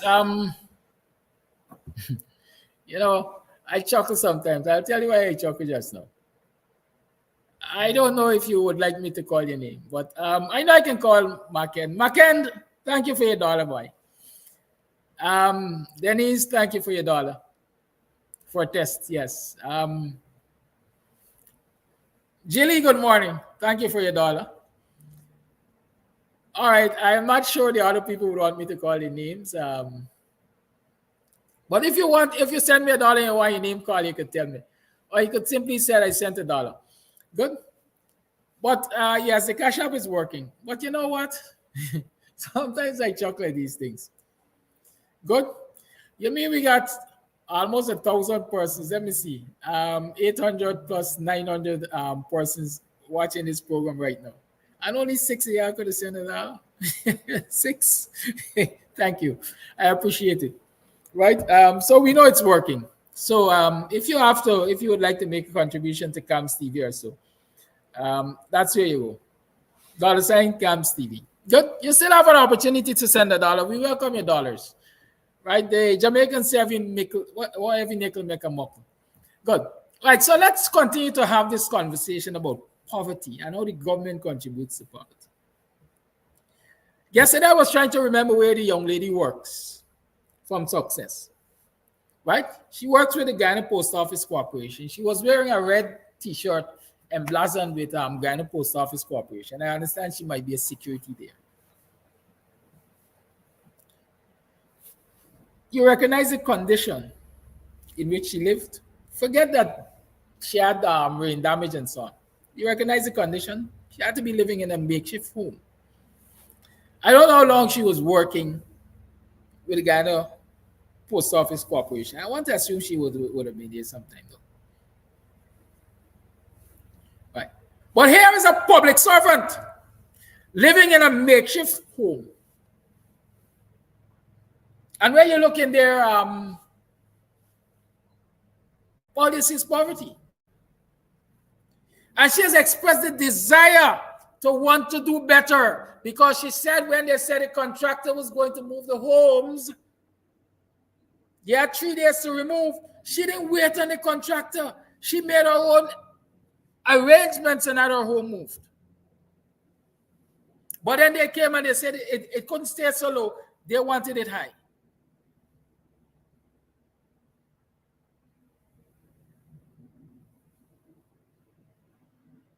So she has expressed a desire. She has shown a desire to do better. But has the system assisted her to do better? No, the system is keeping her in poverty. And I'm going to show you why. $500,000 to start with.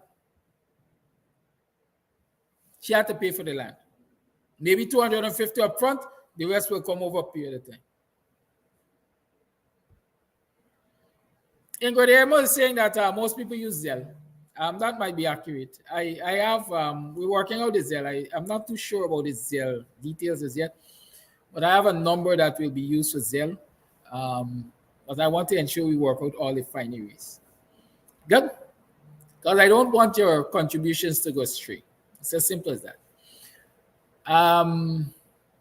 Yeah. Even if it is $250,000, she had to pay up front.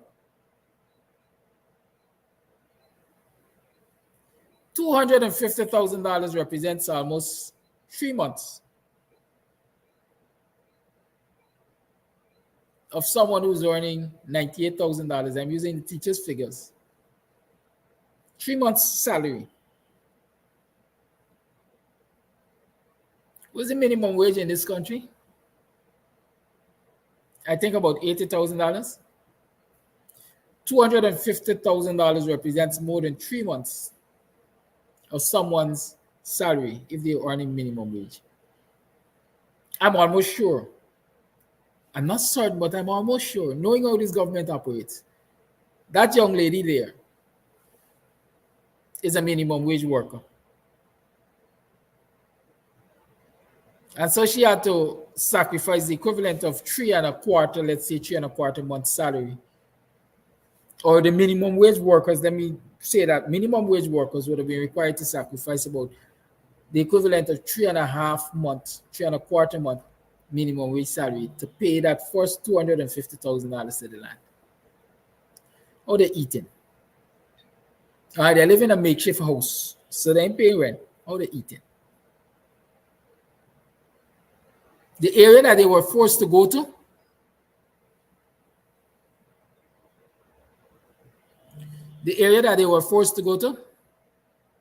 has no light, has no water.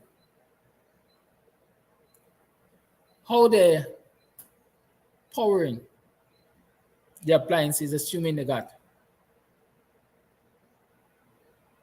Forget powering the appliances. Your government has placed in the area 2 black tanks.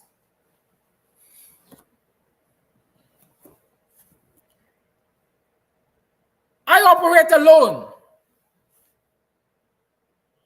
And I got 2 black tanks. And for a community, your government has given them 2 black tanks.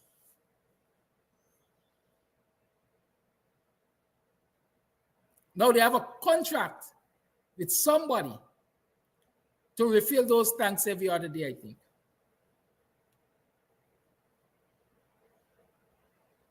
And if they don't pay the person on time, no water comes.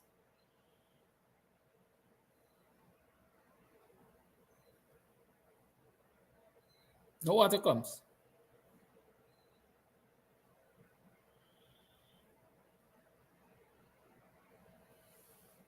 And the water that comes anyhow, in most instances, or in all instances, is not water that can be used for drinking. And so they have to buy drinking water.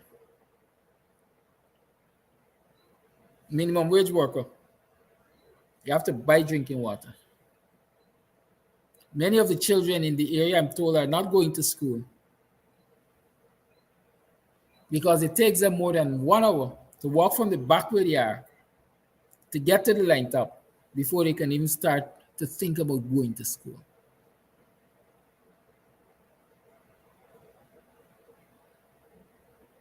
So right now, the children are being deprived of the right to go to school because of the circumstances under which they were made to live.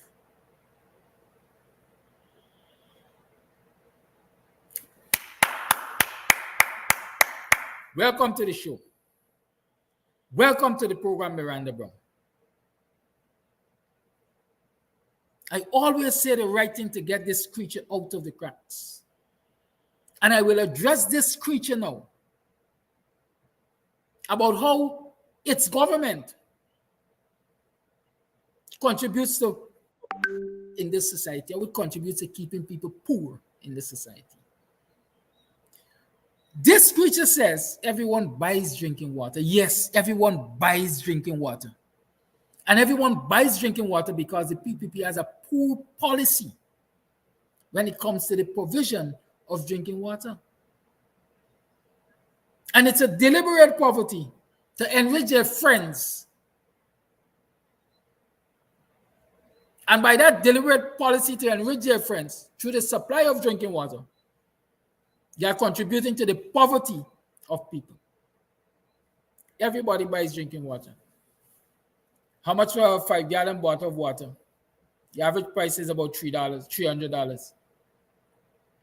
How many bottles of water a family of, let's say, 3 is going to use on a weekly basis? I'm going to say about 3. That is $900 a week, $3,600 a month for drinking water. You take $3,600 a month from somebody who's earning minimum wage $80,000 for drinking water alone, right? Drinking water alone. As a matter of fact, Claire is making the point that in Corriverton is $850. You know what? I'm not talking about the branded drinking water like Banks DH has their, whatever they call it. Because if you go there, you're going to pay more. I am talking about maybe small operators in communities doing their own filtration and bottling and selling. And even that, it has the risk or the possibilities of putting people's health at risk. Because from my understanding, this fancy stupid government has not over the years regularized the water filtration and distribution business. Is anybody doing that thing? Understand there is no real quality control. And there's no serious monitoring from the agencies of the state. And I've argued, and I will continue to argue, that the government, the PPP government to be more specific, has sought over the years to not fix the water distribution system to ensure people get quality water into their homes, because it is big business for these friends and supporters. I'm going to tell you again that the Litco processing plant in Kingston, that was a dairy processing plant, is now a water processing plant. Find out who the owners are and what the relationship with the PPP is. So a thing as simple as water, because of this PPP's government policies, are contributing to people's poverty.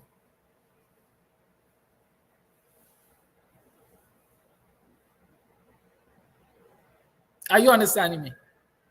The Granger administration, because I'm making comparisons as I go along too.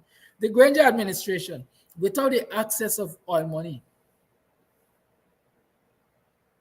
literally fixed water distribution and supply across this country in many of the areas. Van West Charles used to walk around, regardless of what you call Van West Charles. When he was going to community outreaches, he used to walk around with bottled water from Guyana. And he used to make the point of drinking the same water to demonstrate that it is comparable to any of them that you can go in the shop and buy.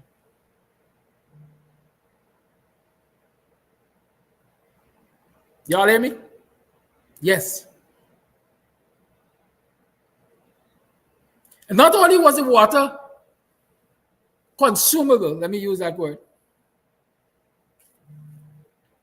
but it was coming with pressure. Every household in this country, wherever Guyana was distributing water, was getting water at least up to the first floor. And when we talk about first floor, I know a lot of you know what first floor is. Right? A lot of you know what first floor is. We ain't talking about, first floor is when you climb up your step and get to your platform. Them upstairs house. So everybody who lived in an upstairs house was getting water without the use of an aid, a device like an electronic pump. No, they didn't have to use a pump. With the PPP in office, if you want water upstairs, you have to pump it up. Your electricity cost, the cost for your electricity use is therefore increased. Your monthly expense for electricity is therefore increased. So you're pumping up water that you can't drink. You're buying water to drink. And you're also incurring costs to pump up water that you can't drink. It's not reducing your income or your disposable income, let me say. It's not keeping you in poverty. Let me explain why it's keeping you in poverty. The more disposable income you have, the more you're likely to save. Or the possibility is, the chances of you saving some is higher than if your disposable income is inadequate. If you have adequate disposable income, that you can get your necessities and have a little chump change left, you can save that. Now, when you're able to save, that savings on a monthly, daily, weekly basis, whatever, accumulates, and that forms capital for investment. When you are able to accumulate those savings and you have a capital to invest, you could buy a sheep, for example. You're going to multiply, you're going to get more sheep. It's not sheeps. You're going to get more sheep. And so you might end up with a flock. And so you get into the small ruminants business. You know, can sell sheep. Sometimes you're not a sheep person, you like sheep. You can take that capital and you can buy 2 goats. Or you could buy 2 black belly, where black belly is sheep. You could buy 2 black giant chickens. Or you could buy a few ducks. In short, you can use that capital. I'm talking small capital here, right? Because it's poor people we're talking about. You can buy, what we call them, broiler chicks, and you're going to start selling chicken white fowl.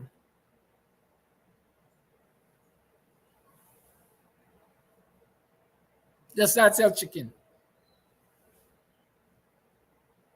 Not only are you producing chicken now, you are producing chicken for your own consumption, and you can sell the excesses so you get more income. Miranda Brown says my economic theory is seriously flawed. Mr. Jordan, please help Kidaki. Miranda, I want you to help me. Show me where the flaws are. Because you're bright. You're like bulb.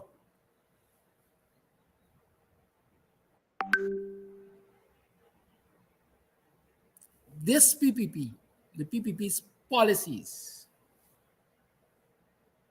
are continuously keeping people in poverty. The education policies, they are failing the nation's children. And so we have more functional illiterates out there. They can't attract big money jobs. You look for the last several years. Let me go straight to the Granger administration. They had night schools established so that school leavers who did not make a certain level of certification can go to night schools and get a second start. Jamaica has a big second start program, if that is what it's called. Right? They go and get a second start. So from night school, they can move on to skill training and so on. And so they're elevating themselves. They're elevating themselves. And so they will attract better levels of income, which will elevate them. What the PPP did? They shut down all the night schools. Shut down the night schools. If you came out of school as a functional illiterate, then stay a functional illiterate for life. We are not helping you to help yourself. Check from the PPP in office in 2020 to current and see the number of young people who are in the security services. All them young people you see doing guard work. And that's why I call it guard work. There's nothing wrong with being a security officer. But these young men and women are not security officers, they're guard.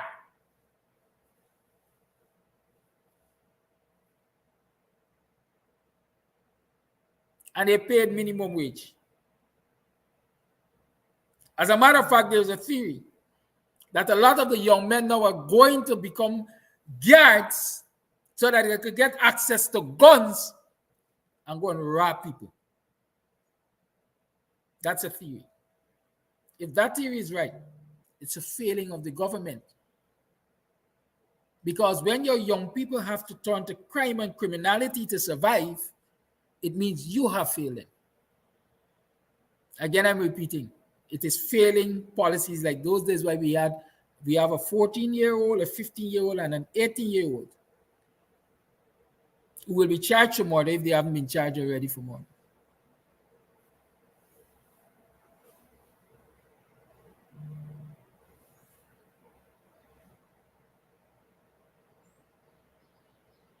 The Granger administration again had started, I can't remember if we call it daycare facilities or child care or early learners facilities in some regions,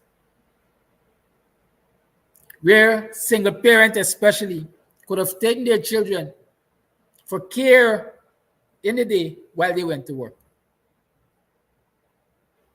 at no cost to them. The government was standing that cost because it was giving people the opportunity, again, to improve their education if they needed to improve it, or to find jobs if they needed to work. So they couldn't use a child as an excuse for not being able to go out there and work because they ain't got nobody to take care of the child and they can't afford the care. The government was providing a facility in some regions. And those are policies which lift people out of poverty. But I'm sure Miranda Brown and the rest of the PPP, they don't know anything about those policies.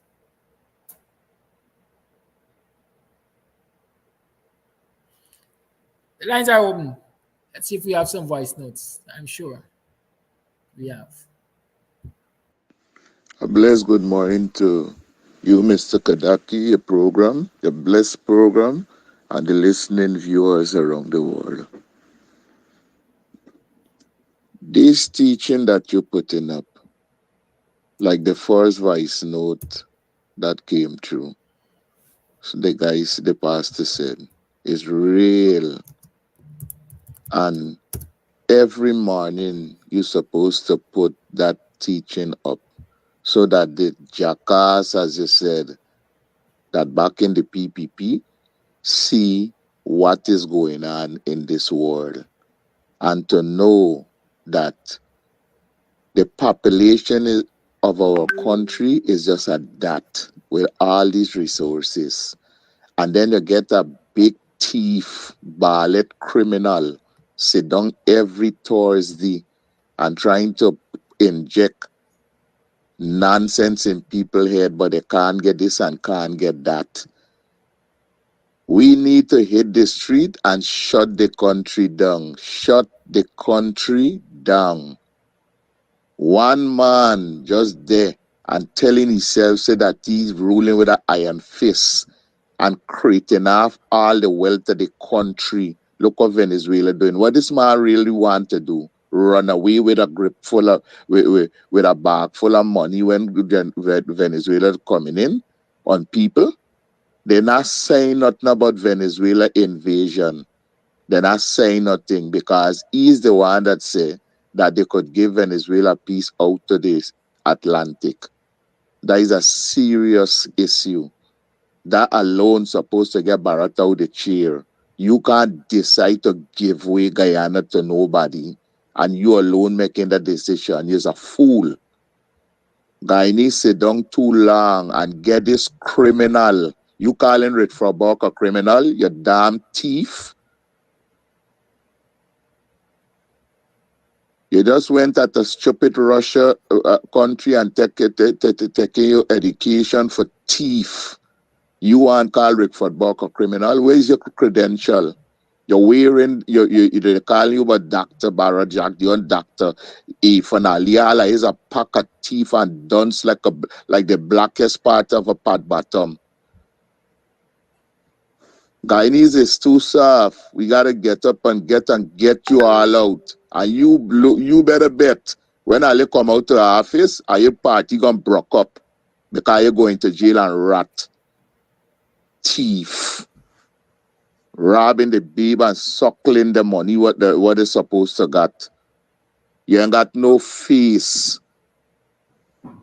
Sit down every Thursday and talking shit bull nonsense. And the jackass people them for people them was supposed to ask you a hardcore question, they're not asking you. You say and set a lie like Tanti Mall. There's all you're fit for. Mr. Kadaki, you continue the teaching. Every man you're supposed to put up that thing with the African country, what's going on. Look the population of the African country. And the guy is standing up for the country. And we get a big thief sit down every Thursday and they're lecturing like if he is God. Ballad bitch. Have a blessed day. Thank you for your call. Yeah, see, Mike said the economy was stagnant under Granger. Again, I'm addressing this agency. Guyana experienced the best growth rates in the last, that is what, 5 and 4, 9 years under the coalition government, if you were to subtract oil revenue from it. If you were to subtract oil revenue from the economy, Guyana had the best growth rates under the coalition government. And again, this is not Nancy's story I'm making. But these creatures of the PPP will come and try to convince you differently. Right? They will come and try to you want me to give you another policy that makes people poor and are keeping people poor? Another policy that is keeping people poor in this country? You have to work for 30 days, a month. Some people will argue it's 21 days before you get your first paycheck.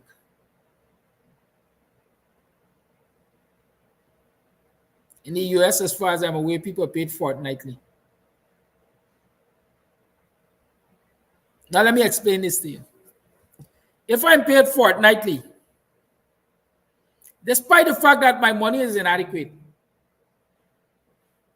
it is possible that I can stretch it and don't have to go and beg nor borrow before my next paycheck. Apart from that, if I'm getting paid fortnightly, it means money is coming to me more frequent. And so I can make more turnarounds with my money. Even if it is short-term turnaround with my money, that will help to increase my income. And so I don't have to stay poor. Let me give you an example.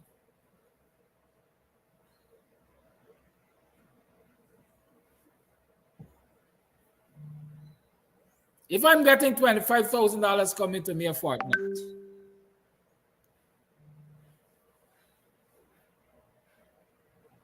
my rent is due monthly. That $25,000 might represent my rent money. Right? I got 2 weeks to spend that $25,000 on a short-term investment. The possibility it will bring me a profit. And so even though I pay my rent at the end of the month with that $25,000, I still have a residual value for my investment of that same $25,000.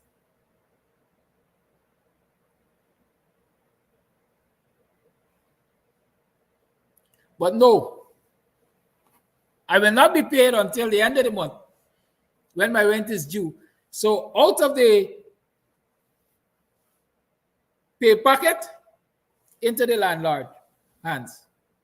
I don't get an opportunity to invest my money to do a thing with it. That's keeping me poor. Your policies are keeping me poor. But I guess the likes of Miranda and those who can always call up their friends in government and get a raise, a big raise at that, they can't identify with what I'm saying. Voice note. Hi, Kadaki. Good morning to you and the listening public. I listened to the woman just share her concern in Madia there.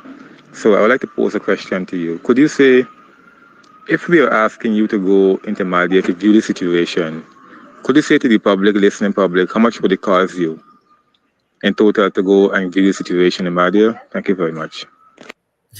Good morning to you. So again, I was out for a while and I just came back. So I don't know if you answered the question pertaining to how much it would cost for you to go into Madia to view the situation that is going on there. If you do answer it, could you please say again? Because sometimes it takes me whole day to finish listening your program because of my back and forth business for the day. So thank you for responding again for me. Let me say this to that voice note, though. Right?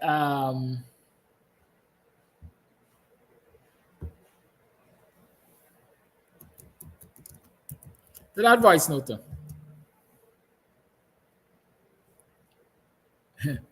How much will it cost me to go to Madia? I'll tell you this. I don't know the transportation cost to Madia, but it will cost me my peace of mind. It will cost me my peace of mind. I don't go to Buxton Bagdam. I got a acre or two land in Buxton Bagdam, and I don't go to Buxton Bagdam because it will cost me my peace of mind.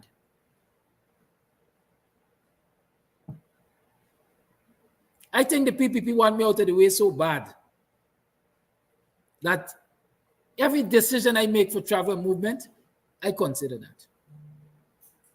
Some people might think it is a stretch of my imagination, but hey, you have to experience it to know it. So that's my long and short answer. You hear that person talking about going to Madia? I'm sitting in my mind and saying, who going to Madia? Kidaki?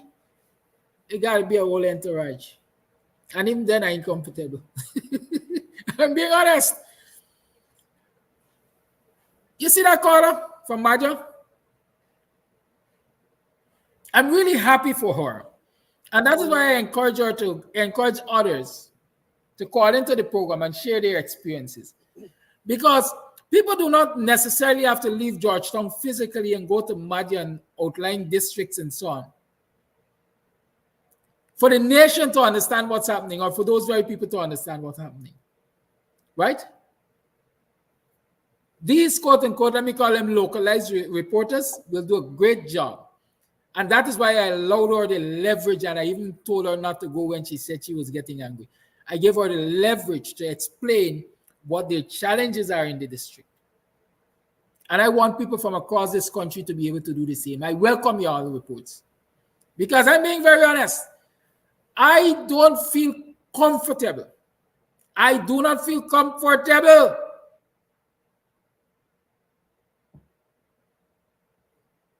leaving familiar areas to go into unfamiliar territory. Not with this PPP government. I saw on TikTok the other day a man disappearing on the East Coast. He went to Best Buy to buy building materials or something, and he disappeared.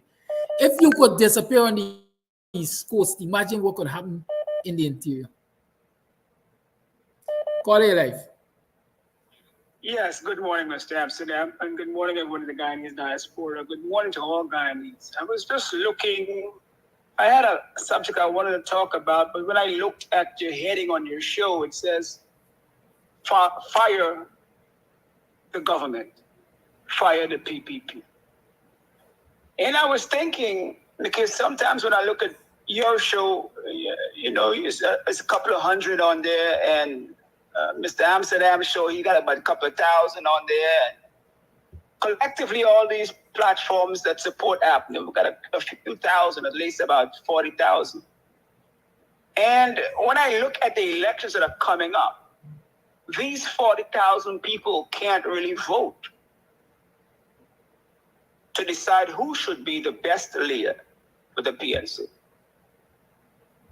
And not only the PNC, right now we are protesting online. This is a form of online protest.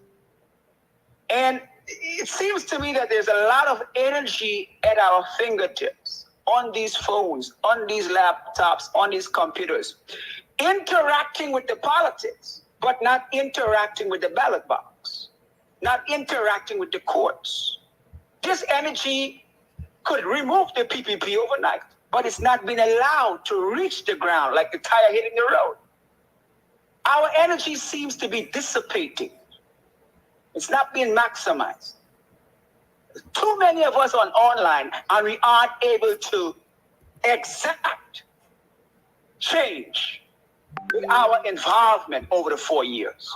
The type of change that we could accomplish overnight. We are making gradual changes, but the frustration that we're seeing is evident for the amount of people we have weighing in on these platforms. We should have overnight success. So it's very possible we could move the PPP overnight. We just have to reevaluate our approach. And this is a suggestion. How can us collectively organize ourselves as online people, the same way we do for cash apps, the same way we do for coming on these shows or the Zooms? Why don't we turn that energy into an achievable objective?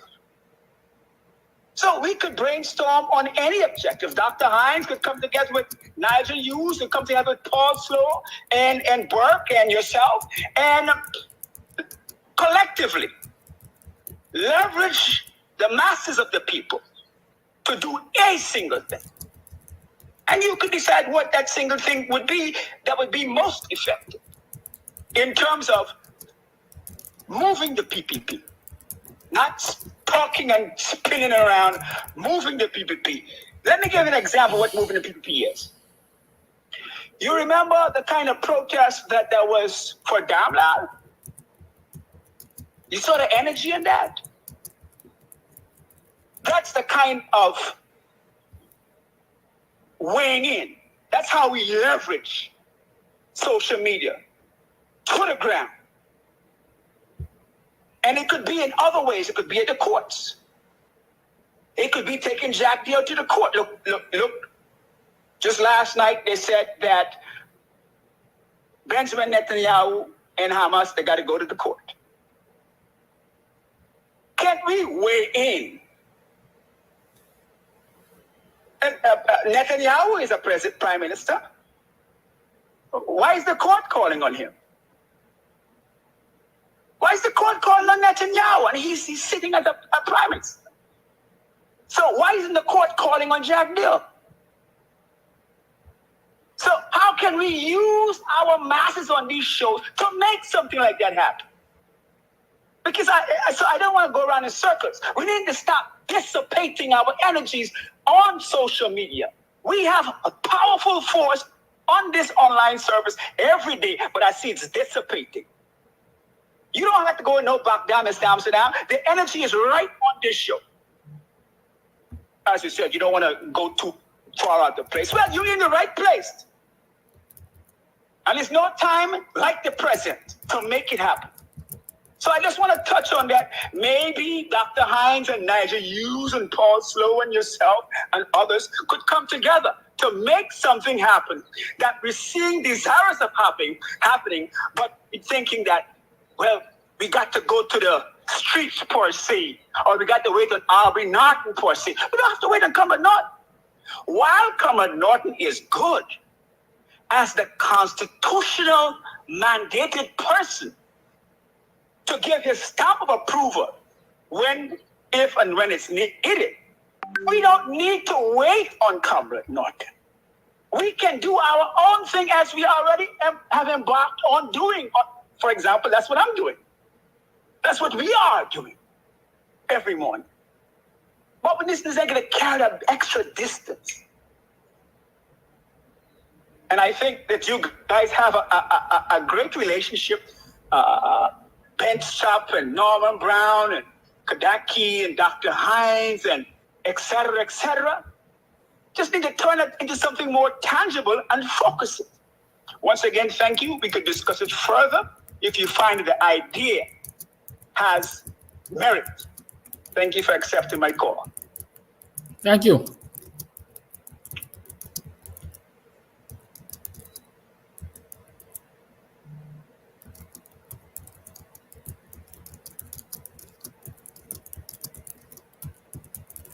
We tune to the Guyanese morning time. It's 7 minutes to the 9 o'clock hour.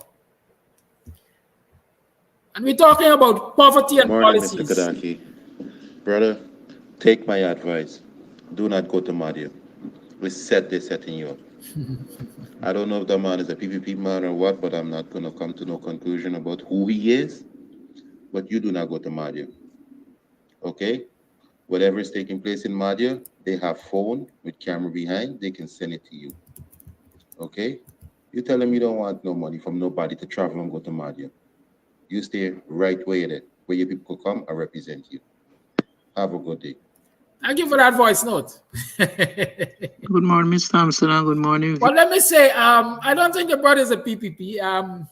I don't think he is, but he's always proactive. He likes to know that we go there, represent people, and so on and so forth. But wisdom, you gotta get wisdom, eh? Viewers, you know, it's a sad situation that is going on in Guyana. That call from Madia, she is telling people what is going on, you know, and I only hope that the coalition is listening. They have to go into those areas to talk to the people and know what's going on, the problem that they're having. And the coalition need to do more. They need to do more to help people. I only hope that they listen to the program and get a team to go in there to the different areas so they can meet with citizens and talk with them. It's a lot that's going on. Some people getting work and some people not getting work. So, Mr. Norton, if you're listening, you have a lot of work to do. Get your team on the ground in these different areas. It's very sad to listen to that lady and what is going on with the citizens in Madia. That is my take for today. Thank you. Call it live. Thank you for holding. A very blessed good morning to you, Mr. Kadaki, and to the rest of the Guyanese nation, those in and out of the diaspora. God bless your program, Mr. Kadaki, and I said, God bless you. Mr. Kadaki, who God bless, no man can curse. Wisdom only comes from God. We have 5 senses that we accumulate knowledge and understanding and wisdom. We need the wisdom from God, and you are full with wisdom because God directed your path. And when you listen to your topic, as I said, you are a blessing sent from God, and you have certain function to perform within this generation, within this family, and within this nation. No matter how smart it is. All people are saying, one dirty build dam. A chain is as strong as the weakest link. Why I'm saying this, I'm thankful to God that you are blessed from your head to your toe. No matter what situation coming your way, that's how you know when you are blessed. When you are blessed, situation will come. Storm will come. But God will be with you in the storm and in the situation. That's why yesterday I said, be calm as a dog and even wise as a serpent. That is what God gives to his children. He gave you a spirit, not of fear, but a spirit of boldness and a sound mind. And you are portraying it, you are declaring it. He said the craving and the love of money is the root of all evil, not a branch, but the root. Thank God you are not a man that chases behind money. Even though you speak about money, you have a right to be kind of, it's valuable, but it does not control you. And that's why I'm saying you're a blessed man, because you are not controlled by money. That means you cannot be bought and you cannot be sold, because you're making decisions out of the wisdom of God for the righteousness to prevail for mankind life, and what God bless us to enjoy this life on earth. So why I'm saying this to you, just to say this part clear to you. No matter what temptation, what promise come your way, we know that the foundation you are on is where God put you. And you don't have to leave to go anywhere. God is omnipresent, which means he's everywhere at the same time. And he makes where it seems to be nowhere. So when you're a child of God, you can have revelation, spiritual interpretation. You can have spiritual comfort, guidance, and most of all, God will be with you. Everywhere he sent you, he will go before and he will be present and he will be with you at all times through all storm. And in that calling that person pronounced, regardless how sincere it is, not a desire for you to go there. God did not call you to go there. He did not do that. Why immediately react to it. Because it was of God, you were not able to react immediately. God will puzzle and figure out, and then God will give you confirmation. But this is a full confirmation that you are not to go anywhere God did not permit you to go. Or else you know what is going to be the result, exactly where you explain. It's not a fear, it's wisdom. And you are blessed by God with wisdom. You are protected by God, physically, spiritually, and mentally. God bless your program. God bless you. Long live your program by the grace of God. Stand in the oneness of God. God bless you, Mr. Kadaki, and God bless you. We're going to get there. I have no fear by faith in God's word and righteousness. Have a blessed day, Guyanese. Have a blessed day. You are blessed, Mr. Kadaki. Thank you for your call. Thank you all for your calls. And thank you for the $1. Those of you who haven't tested the Cash App, you can go ahead, I'm seeing some messages that I will have to verify. I'm learning about this thing now. So thank you to those of you who sent the $1 so we can test the account. It's a minute to 9 o'clock. Let me see. I'm checking to see if there are other voice notes. You tune to the Guyanese Morning Time. We always bring you credible information. Don't worry. Brothers and sisters of Guyana, good morning to you all. Good morning in the diaspora and all over. When I listen to this young lady and how she explaining things is hard in Madio, you see all these PNC leaders.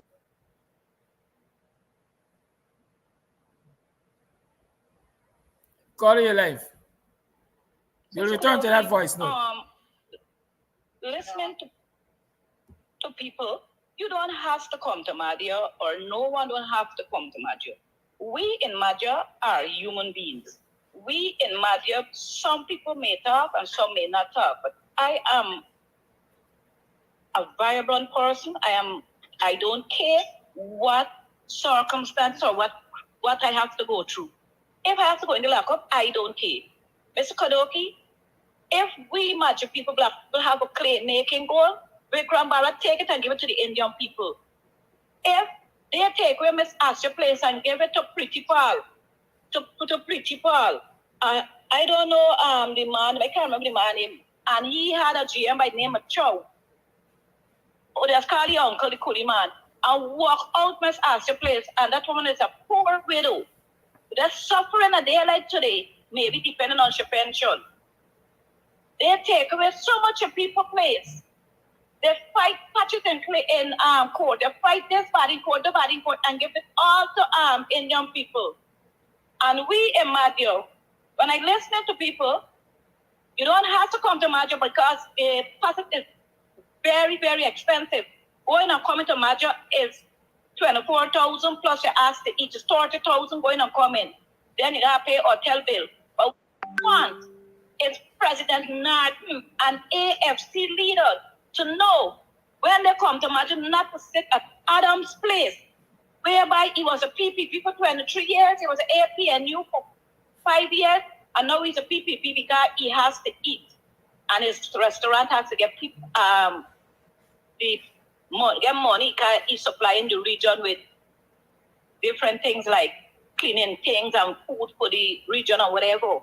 But what we're saying, we are not lion prides, we are not a cage of snakes, we are not a flock of tigers, we are not bush dog, or we are not hyenas.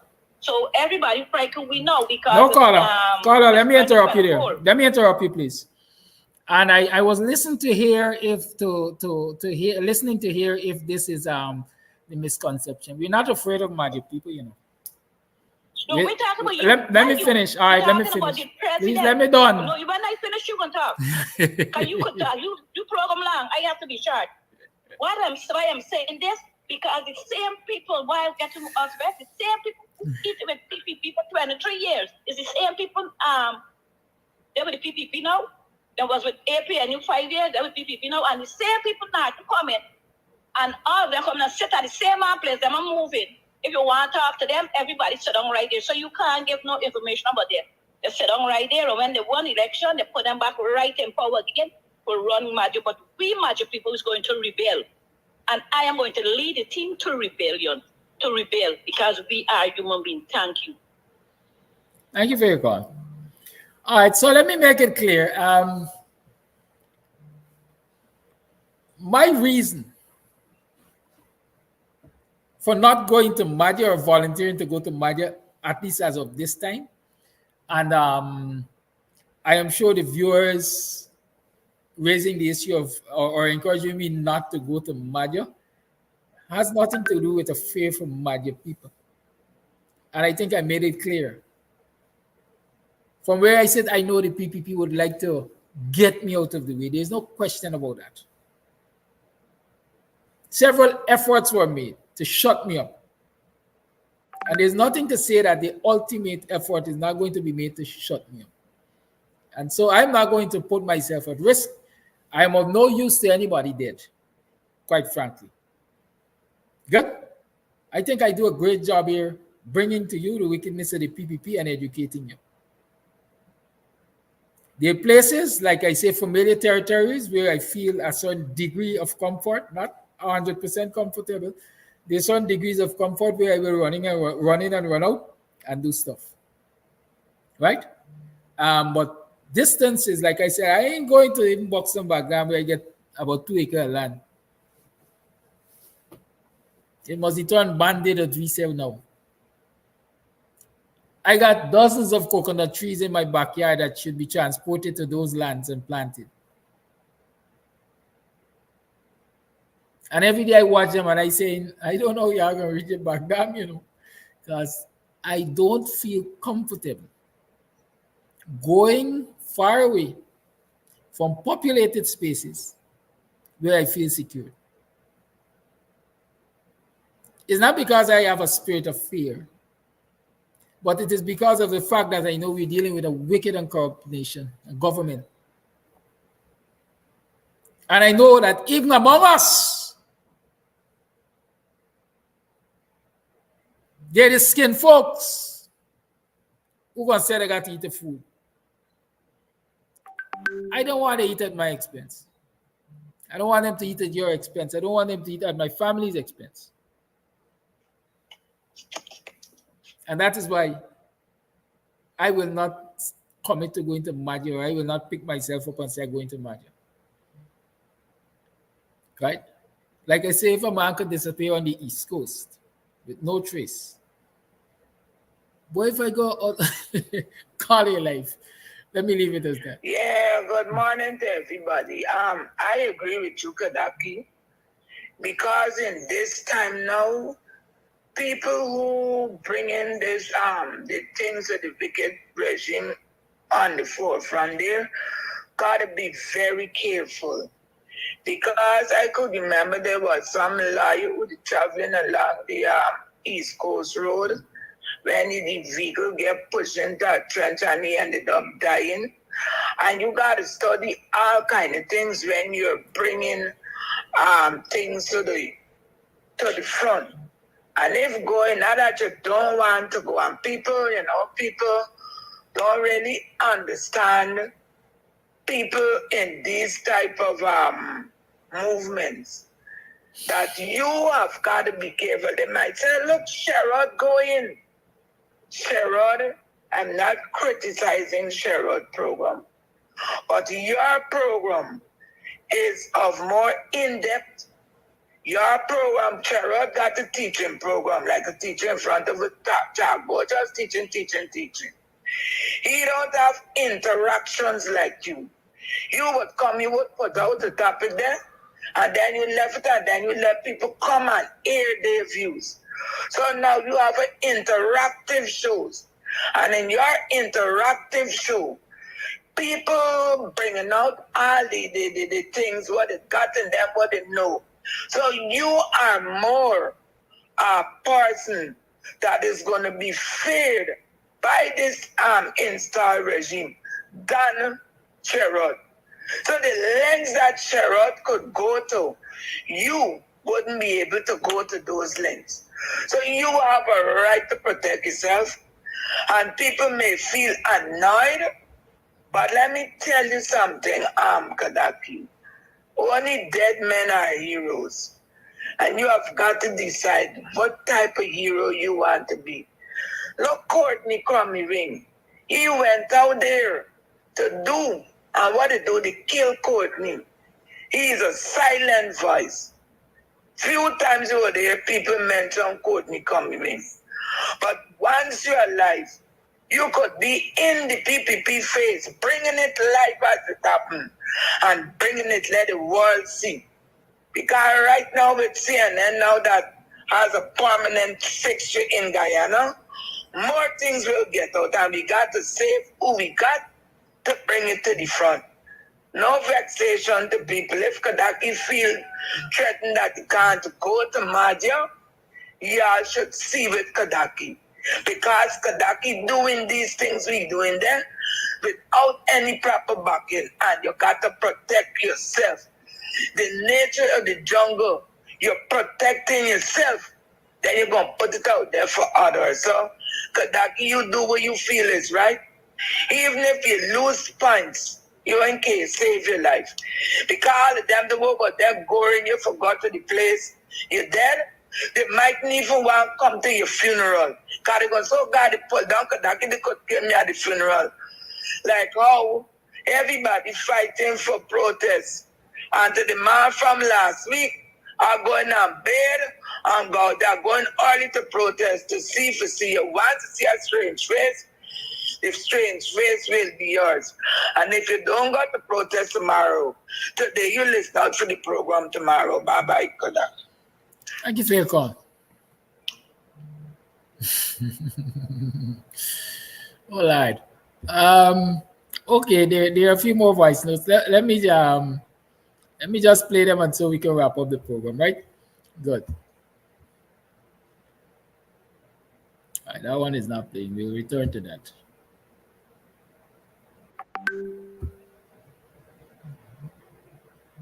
Man, just asked. All right, final call. No calls after this one.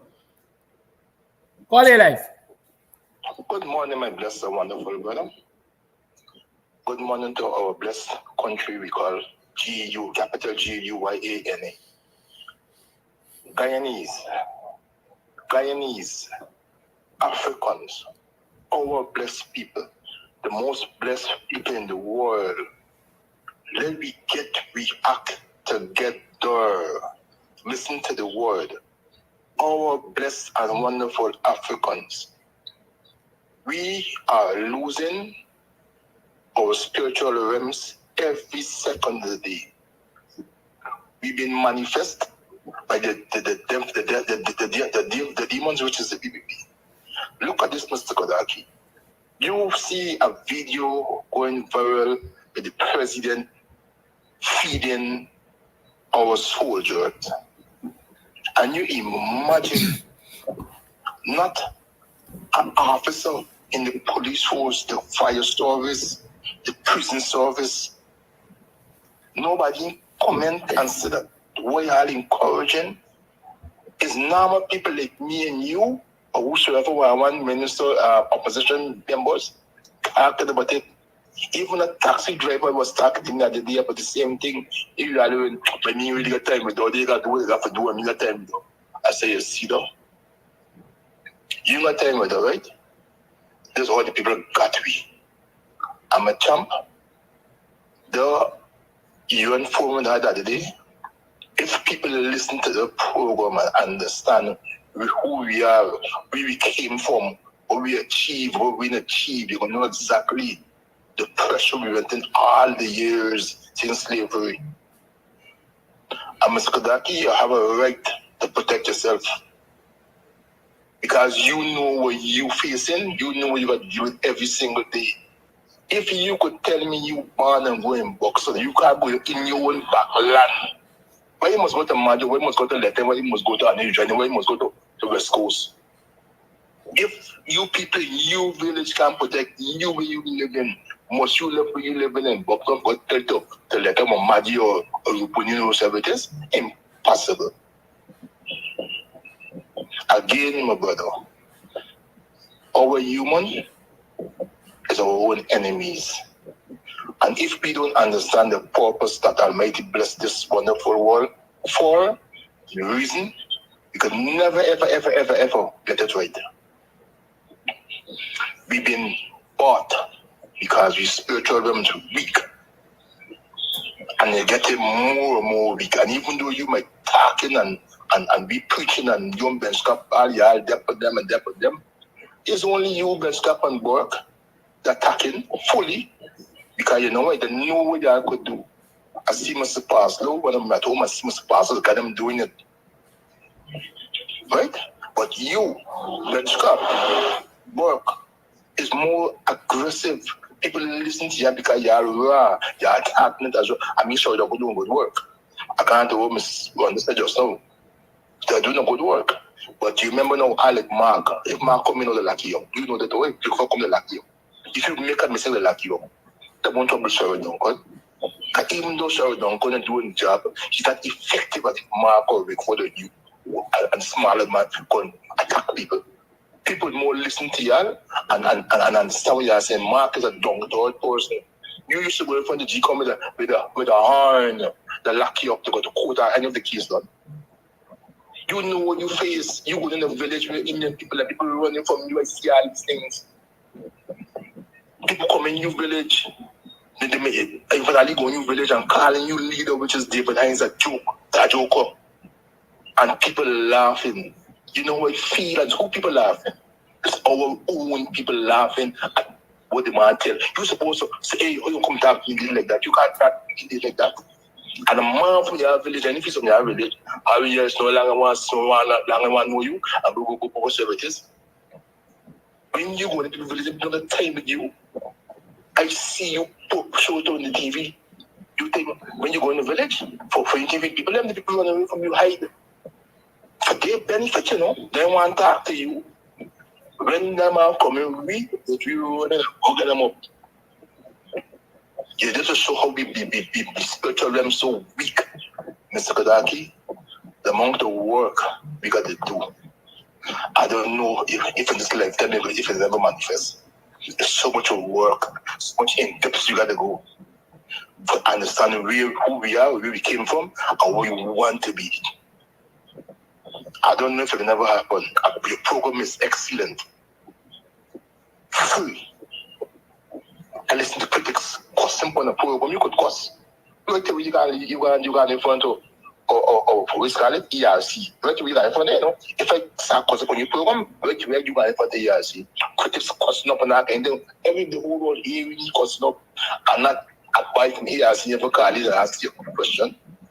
And people still didn't understand that where we there, where we going. People still love these people. Something wrong with you people. I'm not telling what you're so I'm not telling what anything on the light show.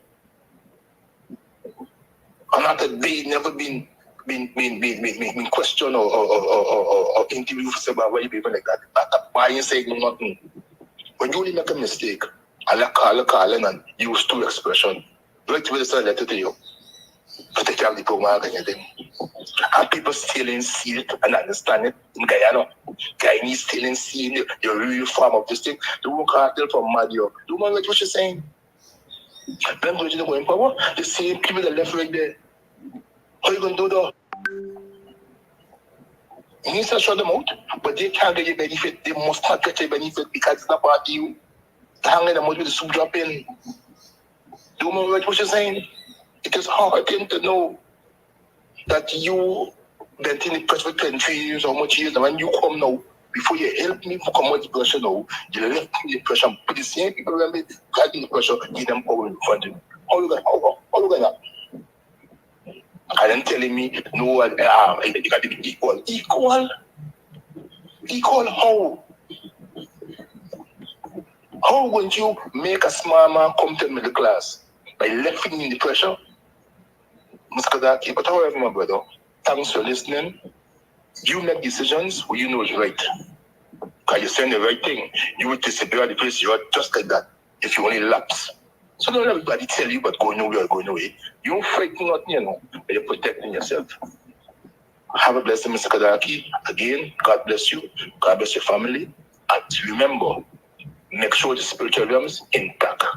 You're using your judgment because the Almighty blessed you with 5 blessed and wonderful senses. Use it. And I know you use it every day. And you got a lot of tolerance because you know what you're dealing with.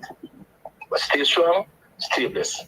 Guyanese, let me take us Guyanese and let me stop this stupidness. If I do wrong or people wrong, give the issue as it is and let me stop going overboard. A man telling a woman she's a low life. A man telling another woman she wanted their do, and for y'all is nothing. Do that, Mr. Kadaki, tell somebody that you guys in a lack of body with speed, with speed. I tell you with speed. Call her up, please. Thank you. All right, nobody. Have a blessed day. Thank you. Yeah, it's 90 minutes past 9 o'clock over here. Every time this caller talk about lock up, I chuckle. You know why? One time, yeah. One time, I went to Georgetown and I misread. Well, I said misread because the sign was not properly placed, the traffic sign. And it was supposed to be a no parking sign, but you couldn't understand. At least I couldn't understand where the arrow was pointing and so on. The sign appeared upside down to me as if it had fallen down to the ground. And a traffic rank stopped me and they took me into the police outpost there. I name in the area. I go like that. And the sergeant looked at me. And the sergeant told his colleagues, he said, "You see this boy? You only got a smile and they just lock you up." He said, "How much bail money the government got for you now, boy? It reach $1 million?" And I'm very serious. This is a police sergeant, you know. As we like to say, taking kicks out for me. With the way the government goes at me in terms of locking me up and all kind of thing. Anyhow, that was an aside. There's a food naga tree, little by naga little by na pelter, man. Another saying is bone na get meat, dog na get business. Or something to that extent. We have some voice notes to play. Let me finish them up and then we'll go. I hope to finish this program by 9:30. It was a long one, but I thoroughly enjoyed my time here. Sharing knowledge, receiving wisdom, and so on and so forth. Good. Y'all could send me some $1 note, $1 before y'all leave too. The cash app is there. I want to ensure that it's working properly. Hi, Kadaki. Good morning to you. Messages which I have to clarify. I have to start reading on Google. I gotta start Google some messages to understand what those messages are about. Good. Listening public. I listened to the woman just share her concern in Madia there. So I would like to pose a question to you. Could you say, no, if we are asked, all right, Kadaki, I listened to the call when she called back just now there, and what she said is true. I don't always have to leave from one location to go to the next location to view situation, right? What she can do, if she can permit you for you to send me her cell phone number so I can send her a month plan, send her the cash to hook up a month plan on her phone so that she can go and view the situation, video it, and send it to your phone so that you can share it on your platform. So that we who are out of we who are far end people can see what is going on in Madia. She can permit you to send me her cell phone number. I will send her money to put a money plan on her phone. Thank you very much. Thank you for that generous offer. I will try to make contact with her once I'm on the program and see if she agrees to that. Good morning, Mr. Kodaki. This is to the people in Madia. Y'all don't depend on the APNU for come to Madia. Y'all get up, go out on the streets and protest. This is what y'all need to do. Get up and go on the streets and protest. Don't depend on nothing or nobody to take y'all out of the struggle. Y'all have to take yourself out of the struggle by going out there and protest. How much more longer y'all can take these nonsense from the government and keep crying and keep complaining? Yeah? It's because y'all complaining and y'all getting no satisfaction. This is why people keep doing y'all the way y'all in Guyana. Y'all need to get up, hit the streets and protest. They tell Arvin that he thing, why he protesting. Don't worry with he. Y'all get up and go on the streets. This is what y'all need to do. Get up and go on the streets. You see all the people from Haiti get up and go on the streets and do what they have to do and get the Prime Minister to step down. This is what y'all need to do. Get the streets by the thousands. All over Guyana. This is what y'all need to do. Thanks, Mr. Kodaki. Thank you for your call. The lines, no, not the lines. Voice note sampling, sorry. I want to set myself up.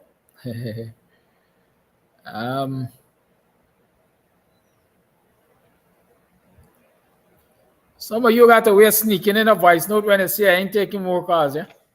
Karaki, blessings and good morning. Karaki, there is a spirit of fear in Guyana. For some reason, there is something unright. Karaki, but you are protected. God is in control. And they could do as much as they want, but not as long as they want. Victory is for the people. And the people will be victorious. Let the PPP go on. There is light under the tunnel. And they know that. And once God involved in this whole affairs, is victory. Have a blessed day, my brother. Thank you for your voice note. Monica, I see you. Thank you for your $1. Vibert, Priscilla, Andrew, the rest of you, you know yourselves. I see your $1. Thank you. Appreciate it. There's a voice note. Oh, here it is. Didn't get to play. I don't know what to say. Okay, it's for that person with the voice note. I'll talk with you after the program. But it's we're using the Cash App. We have Cash App. The Cash App handle, as they call it, is $KAMSTV.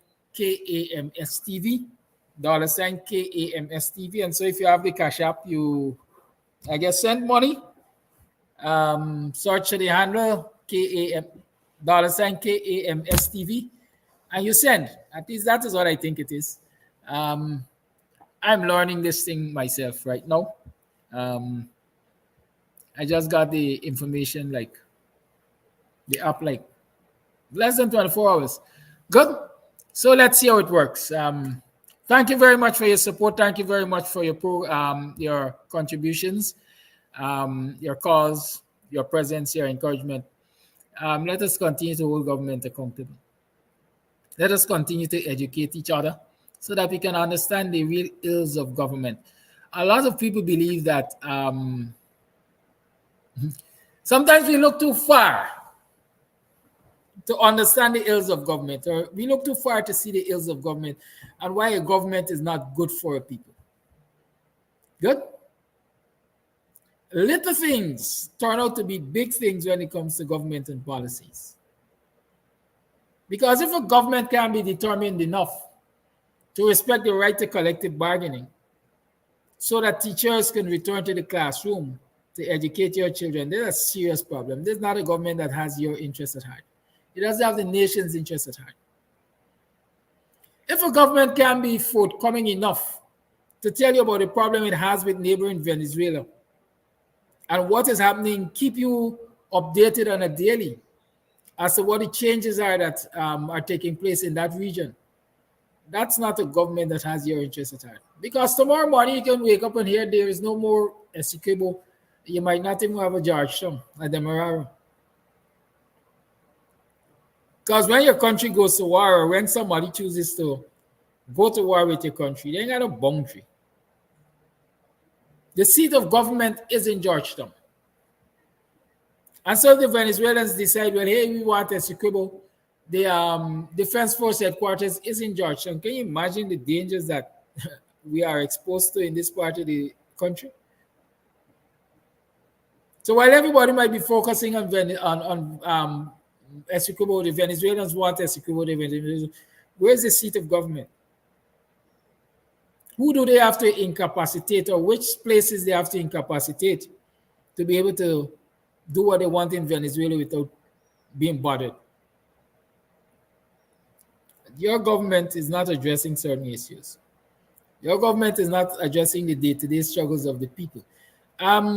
Last Friday, I went to the market. My sister told me, hey, bring $500 orange to me when I'm coming back. When are you coming back? My God. When I got to the market and I found out the price for oranges, it's 5 orange for $1,000. 5 orange for $1,000. I grew up hearing that, or knowing that every day we used to suck 2-3 oranges. Now, if you have a family of 2,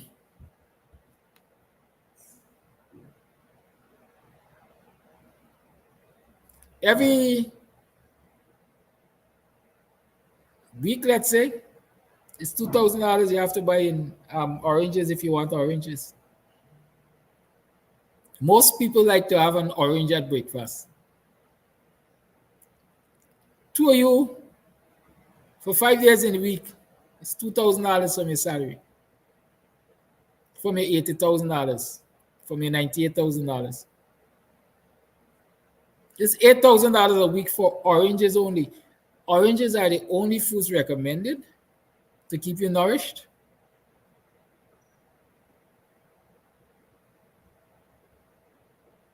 I want to believe, listen, I'm encouraging you to do this. Send me your market lists. I'm accepting market lists from today. Y'all send me your market list with prices on them, prices. Eros, I went to the market. Eros, I think, was selling at $160 a pound. Cassava was $160 a pound.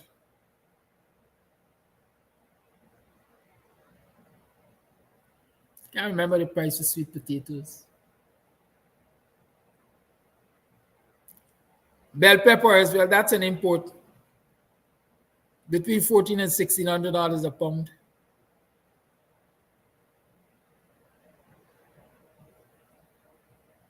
Hot pepper, I think was $800 a pound. How people are expected to survive in this country with the level of income and no government support? Miranda said budget. You're getting paid monthly budget. Yes, but monthly payment is a thing of old. And so we are stuck in the past. We are stuck in the past. I Googled the other day, why is Zelle not working in Guyana? No, PayPal. Why can't you receive PayPal payments in Guyana? Y'all must Google it. I know what, you know what Google said, what PayPal said? The country's policies or something like that.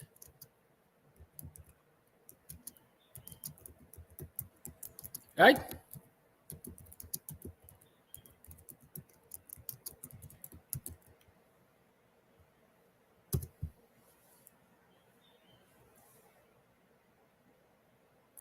As of August 2020,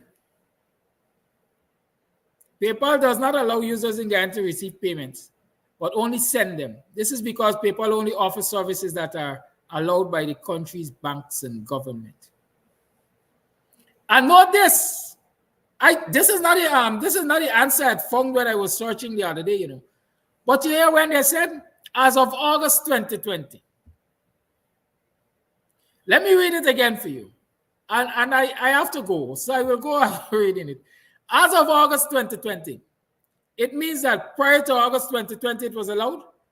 PayPal does not allow users in Guyana to receive payments, but only send them.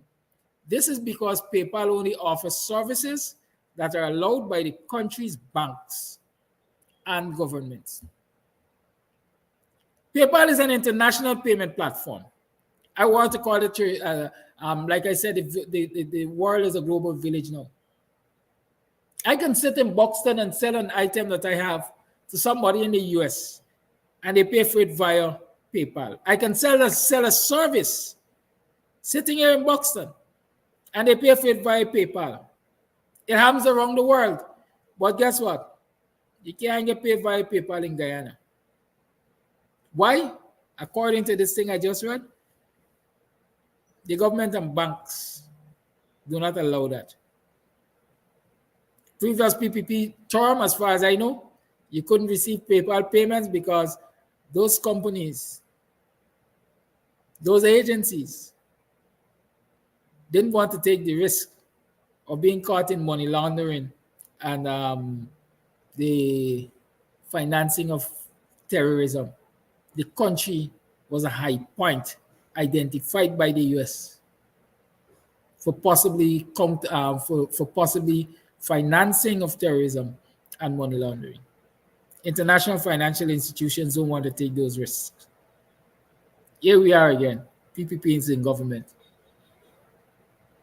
Those are contributory factors to poverty. Have a good day. Goodbye. Love you. I'll see you tomorrow right here on Camps TV for another program. Good? Thank you very much for those $1. Those who haven't sent some $1. Bye-bye. See you all tomorrow. Love you.